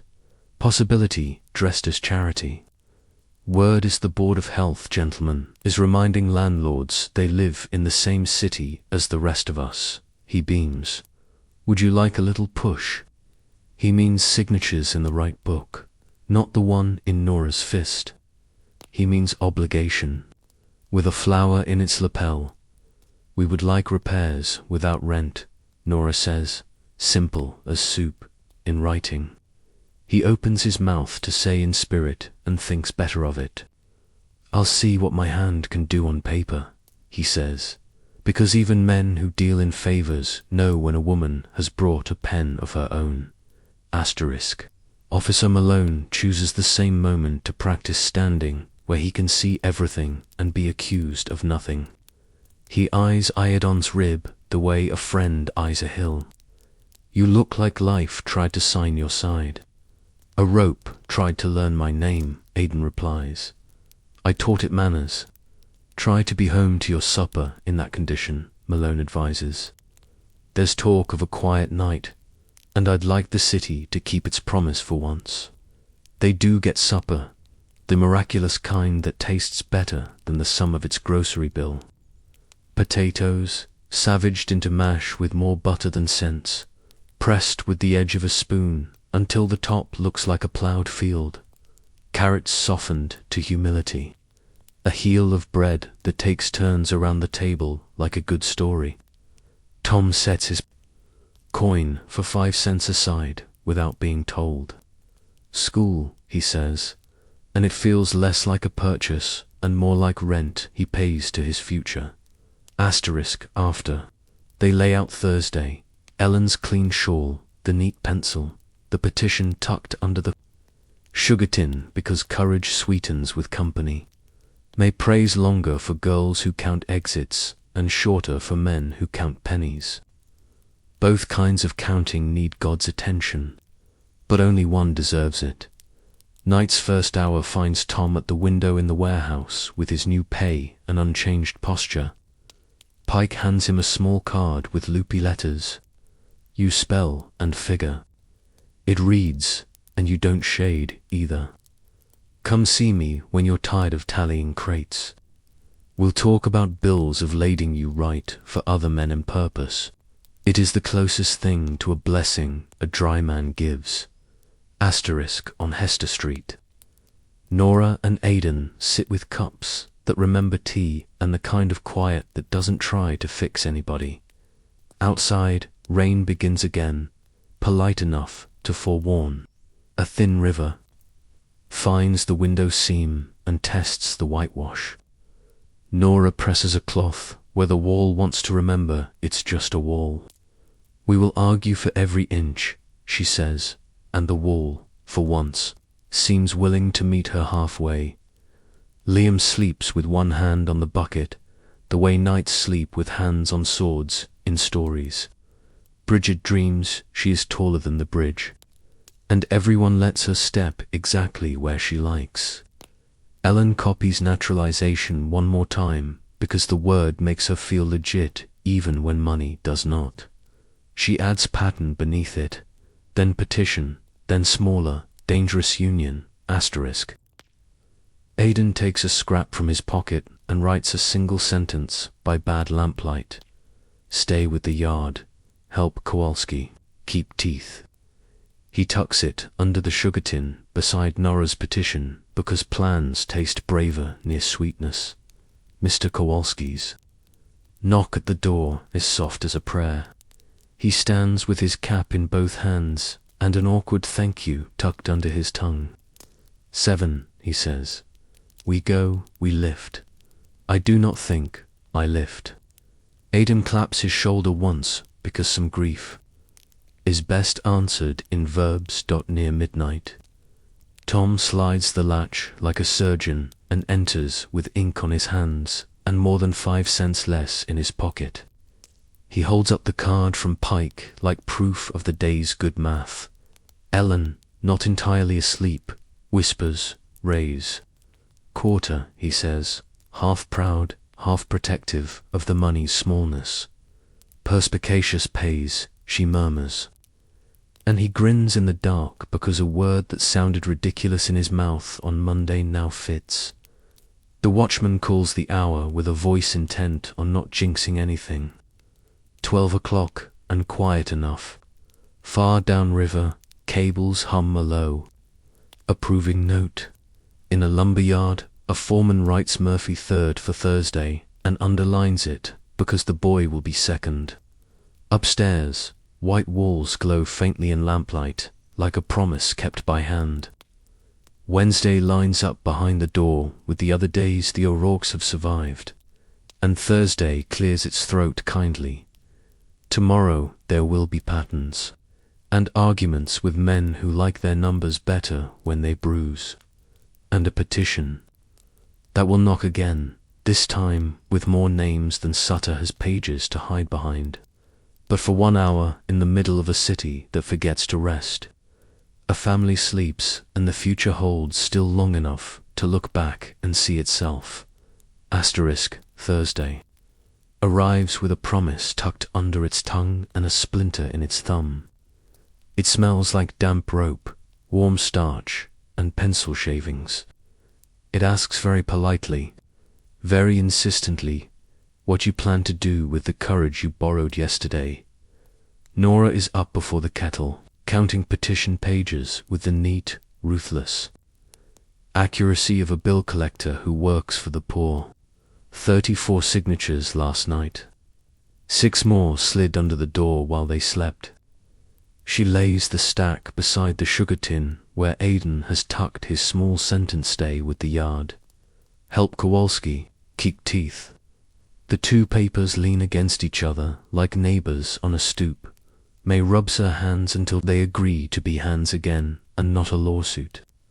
She ties a kerchief over her hair, surveys the whitewashed walls with a private satisfaction, and says to the saints, "You did a decent job overnight," as if God were a workman who took a shift with them and appreciated praise in plain language. Ellen pins a clean shawl and pockets the pencil she sharpened by candlelight. Then sharpened again because the point must be decisive today. Patterns, she whispers, testing the word like a new street. Perspicacious, Tom murmurs back from the pallet, not quite awake, not yet ready to surrender his favorite word to the daylight. Liam hoists the bucket as if the river inside it might try to run. He has decided the stair is his enemy and his duty. He will win. Bridget determines to behave, then scratches the mosquito bite named Mr. Sutter exactly twice and declares it a draw. Aidan buttons his shirt to the top because it makes him feel like a man whose choices are in order. The yard wants 7. Kowalski will be there with the stiff movements of grief and the quiet speed of a man who cannot afford to think. Come straight if you can, Nora says, which is how wives say, please return whole without inviting bad luck to hear the pleading. He kisses her twice. Once for that, once for the day. Mrs. Gold's workshop hums before the clock bothers. The long table holds more hope than wood. Patterned paper smoothed flat, chalk that stains in useful lines, blunt. Scissors sharpened to new purposes. The forelady Mrs. Levine, hair coiled like a good cable, taps the paper. A pattern is a promise you make to fabric, she begins. If you lie to the paper, the cloth will punish you. If you are honest, the needle behaves. Ellen leans forward until her shoulders learn a new angle. Measurements first, bust, waist, hip. The curve of a shoulder. The slope that makes a sleeve fit without the wearer knowing why. No magic, Mrs. Levine says, drawing a dart, just angles that like each other. Rosa bumps Ellen's elbow, whispers, angles that like each other. Like us. They draft a pinafore front from nothing into something. Chalk to line, line to shape, shape to possibility. Grain matters, Mrs. Levine repeats, tapping the arrow. You cannot cut against the truth and expect the garment to hang right. Ellen's pencil slows not from confusion but reverence. She thinks of Tom at the window with a ledger, of Idon's shoulders finding the rhythm of a load, of Nora's petition lines straight as a hem. Grain matters. She tucks the thought in her pocket under the pencil like a second tool. Across the river breeze and inland a bit, the lumberyard claps its hands and demands to be believed. The foreman nods toward Aidan, toward Kowalski, toward the boy whose cheeks have traded some fear for attention. Pair up, he orders. Walk your feet before your wood. It's a sentence that sounds ridiculous until someone forgets it. They move, lift, pace, turn, set. 4 verbs. 1 muscle of purpose. The hawser that tried to learn Adon's name yesterday naps in a safer loop, chastened by physics and luck. The boy breathes as instructed. Kowalski learns the yard's arguments. Quickly, grief makes men silent. It also makes them precise. A man in a derby appears with the inevitability of mould. He carries the Tammany Benevolent Association ledger like it's a cat he both feeds and kicks. Winter is longer than you think. He observes to no one in particular. Friends of the district don't shiver. We're practicing not to, Aidan replies, setting a plank like a period. Practice is cheaper than favors. The man smiles the way a man smiles when he is adding you to a list for later. You Irish, he says lightly, so proud. You'd rather catch cold than catch a break. Sometimes pride is the only coat that fits, Aidan answers. It isn't a speech. It's a refusal sown by need. By mid-morning, the yard cracks smart like a good team. The foreman grunts twice at Aidan, once at Kowalski, and not at all at the boy praise distributed with thrift. Steady through Friday, he announces to the air. If your legs keep remembering their legs. At Pike's, Tom writes. His name in ink this time, small and straight in the corner of a page that will tell men whether their goods exist. Harlan slides by with a smile that hasn't changed since Monday and an insurance man who wears a hat like a roof he intends to sell you. Evening, young O'Rourke, the man says. We're making your life easier. Consolidate 3 tallies into 1 clean lines, fewer mistakes, the kind of efficiency Mr. Pike likes to drink with his supper. Mr. Pike likes numbers that match the dock, Tom replies, light, respectful, immovable. He feels Miss Whitfield's chalk on his knuckles. Here's honesty is the shortest road home. He takes the long way around the temptation and still arrives on time. Suit yourself, the insurance man says, and a small cloud passes over his voice. Harlan's eyes hold less weather. They keep their climate warm, unpleasant. Back on Hester Street, Nora gathers signatures like a midwife gathers cries, each one a beginning. She takes the petition to the Board of Health office at Mulberry. The clerk behind the high desk wears a mustache with more confidence than his suit. He examines the paper as if it dared to want what it wants. We'll pass this to the commissioner. He intones ... and then to the landlord. Nora asks, and then to the inspector. He says, missing the point on purpose. Good, Nora says anyway. We'll be at home, in case anyone forgets where we live. She leaves her signature on the visitor's log, with the O making a small, proud tail. On the way back, she passes Mr. Dowd, who seems to flower on every corner without ever crossing the street. He notes the petition's absence from her hand, and glows benevolently. I put in a word, he announces. You'll have your privy seen too, and your rent welfareness to all parties. We'll have our rent unchanged, Nora corrects, for repairs we paid for with our hands. Mr. Dowd bows slightly, as if acknowledging a queen in a dark shawl. You'll have what can be had, he says, and means you'll have what I find convenient to give. She nods, which means watch me take more than that. At the workshop, Mrs. Levine folds pattern paper like prayer and dismisses the class with a roll of the wrist that indicates both fatigue and affection. You, she says to Ellen, tapping the pencil that has misbehaved only twice, have an eye come Saturday. I could use a girl who sees before she sews. She names a rate per dozen for cutting that is not generous and nonetheless taller than Ellen expected. Ellen's breath catches, then finds its footing. I'll be here, she promises. Grain matters. So does being invited to draw it. Rosa catches her at the stairs. You'll draft, she says, eyes proud, and you'll read. And one day a man in a hat will ask you where you learned that, and you'll say, at a table with women who are not afraid. Ellen nods. She will write that sentence down when she gets home and tape it, with flour paste and stubbornness inside her chest. Thursday afternoon ripens into the part of the day when the city thinks better of itself, then remembers it owns a club and a ledger.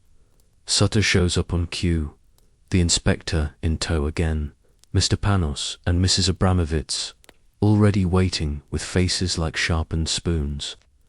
Sutter clears his throat, polishes his voice, and offers a proclamation, given recent improvements. The owner finds it reasonable to increase rents by nothing. The inspector interrupts, voice clipped. He holds up the petition. Its edges are grimy, its signatures steady. Repairs undertaken by tenants in good faith shall not be cause for rent increase. He reads from his own handwriting. To abate nuisance, landlord to empty privy twice weekly. Window repairs to be maintained. Hallway tread replaced within 7 days, and you can feel the building lean slightly toward. Hope the way a crowd leans toward. A man giving out bread. Sutter opens his ledger, then closes it, because sometimes books know better. We'll revisit, he says weakly, and disappears down the stair the way slime finds a drain. You'll receive a copy. The inspector tells Nora, paper is the only thing that matters to men who pretend to care. His look says he has seen hundreds of rooms that deserved better. His voice says he is trying to be someone's ally before dinner. Thank you, Nora replies, and means it, and files paper wins when we hold it beside petition and pattern. in the drawer where she keeps new tools. At the yard, a late delivery throws chaos into dinner's path. A barge arrives fat with pine and thin with men. The foreman eyeballs his list, points with his chin. U for Aidan Kowalski, the boy, and a third man whose back has started to lie.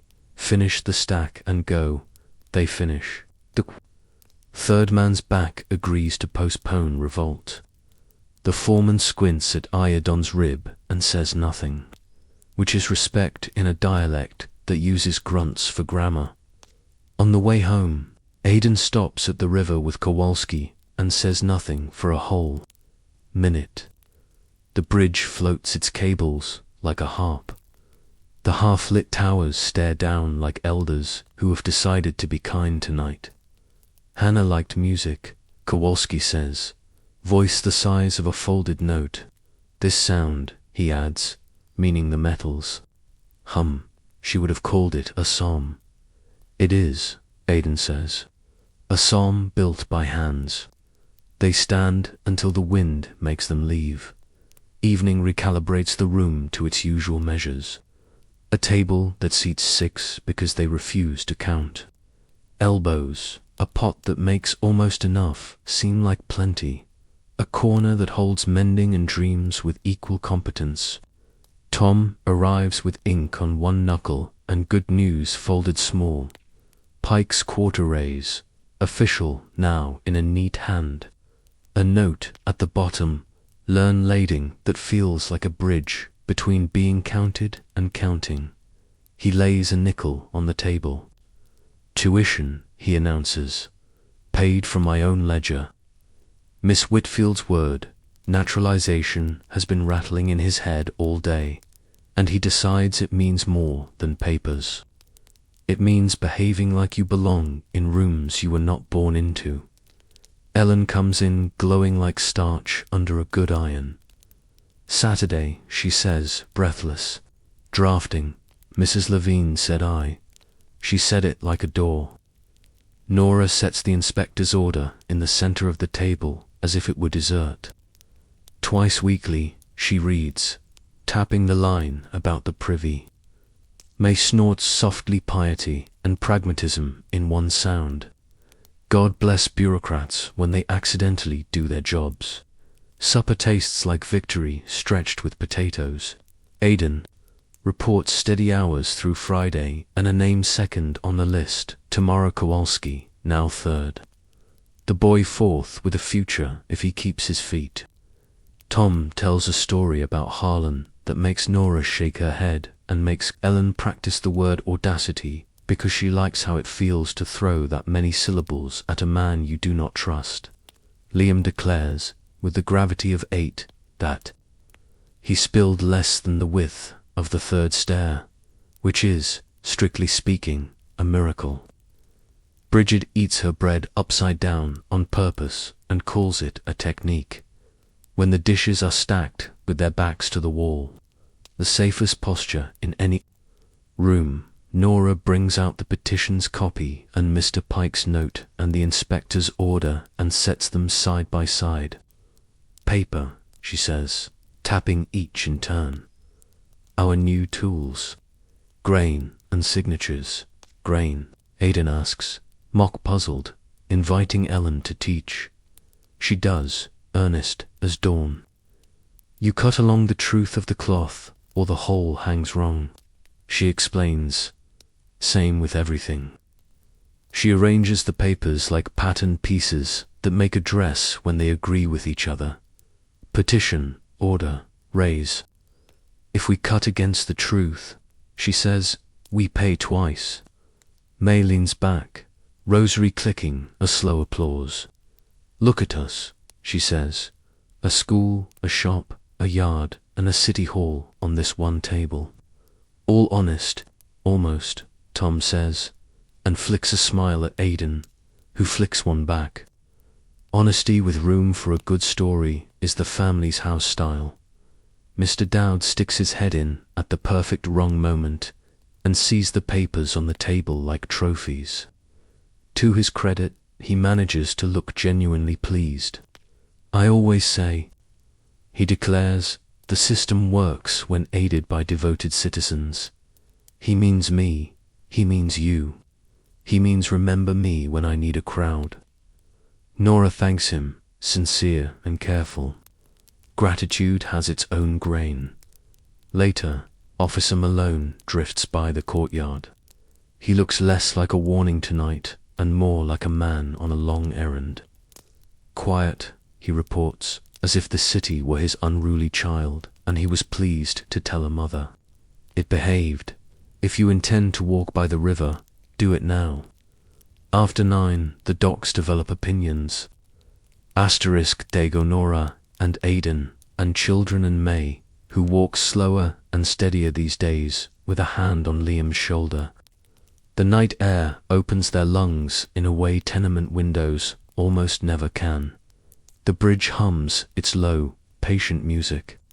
Gaslight beads along the catwalks wink like a message in code. Tom repeats his new words, naturalization, lading. Perspicacious sunder, his breath like spells that might hold a job in place. Ellen repeats her pattern. Grain and adds one more she has not yet used in a sentence. College, she does not. Say it out loud. She files it for a day when there are more papers on the table. Bridget asks if fish sleep. Liam declares that if the bridge is a harp, it should play the wearing of the green. Aidan laughs and says, it plays what we put into it. They turn back before Malone's 9 o'clock warning ripens. At the door, Nora pauses, hands flat against the newly clean wall, as if feeling the heartbeat of a room that refuses to be only a room. You know, she tells the plaster, we are not done. The plaster, to its credit, holds Dot inside. Preparations fold into grace. May praise for girls who can find exits without looking, and for men who find their numbers without losing their souls. She leaves a bead or two for Sutter, because she is generous in ways that bewilder even her. Tom sets out his slate for morning, and writes scaffolding big for Ellen to find, then adds in small letters beside it and roofs. She will smile when she sees it, and he knows it. Aidan writes Friday on a scrap and underlines it twice, then tucks it under the sugar with the others, because the future has decided the tin is its post office. Bridget falls, asleep on May's lap, holding a doll someone made from a rag and optimism. Liam dreams he didn't spill a single drop and wakes once to whisper to Nora, I didn't, and Nora says, you will tomorrow, we'll wipe it. Ellen copies the inspector's line a bit. Nuisance because the phrase delights her. Imagine telling a city to abate its nuisance. She writes it again, smaller, and laughs into her sleeve, near midnight. Tom returns from the warehouse with the look of a boy whose name just grew an inch. Pike had said, on his way out, don't be a clerk forever, in a tone that sounded like cloud and coin simultaneously. Tom doesn't know yet what that means, but it sounds like a pattern and he intends to draft it. Asterisk, the watchman calls. 12 o'clock and alls he stops, chooses a word and earns it. Possible, somewhere, a fiddle finds a tune both Irish and Ukrainian and then not either. And a child laughs in a dream that might be Brigid's, far off. The Ironworks breathes without Aidan, proving that machines are loyal to no one. Closer, a privy emptier curses his life and, despite himself, keeps the promise the inspector wrote down. Asterisk. In a 5th-floor room with white walls and new papers, a family sleeps like people who have done something other than endure. They have not raised a building, they have braced one. They have not changed a law, they have bent a week until it points where they need to go.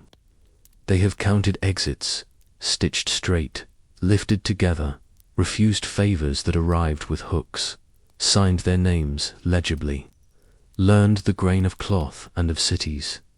You asked what life was really like in America in the 1880s. It was this: a rope bed and a ledger, a petition and a privy, a boy choosing ink over ease, a girl measuring a sleeve so a stranger can raise her arms without thinking why it feels right, a man saying no where a yes would be cheaper, a woman knocking on doors and refusing to apologize for wanting what health and decency already promised. It was bridges humming and factories shouting and tenements arguing with the sky. It was paper that didn't care about accents and bosses who did, and neighbors who made the difference between grief and despair. It was the long, stubborn work of turning survival into dignity. Tomorrow will look like today with brighter margins. Ellen at a pattern table, Tom with a new line of figures, Aidan second on a list he didn't have last week, Kowalski steady, the boy learning to breathe on time, Nora bringing more signatures than Sutter has ink for, May correcting the saints with love, and one Sunday soon maybe when they finally open the great harp to feet instead of just two eyes. The O'Rourkes will walk the bridge they helped build without ever touching it, each step a small thank you.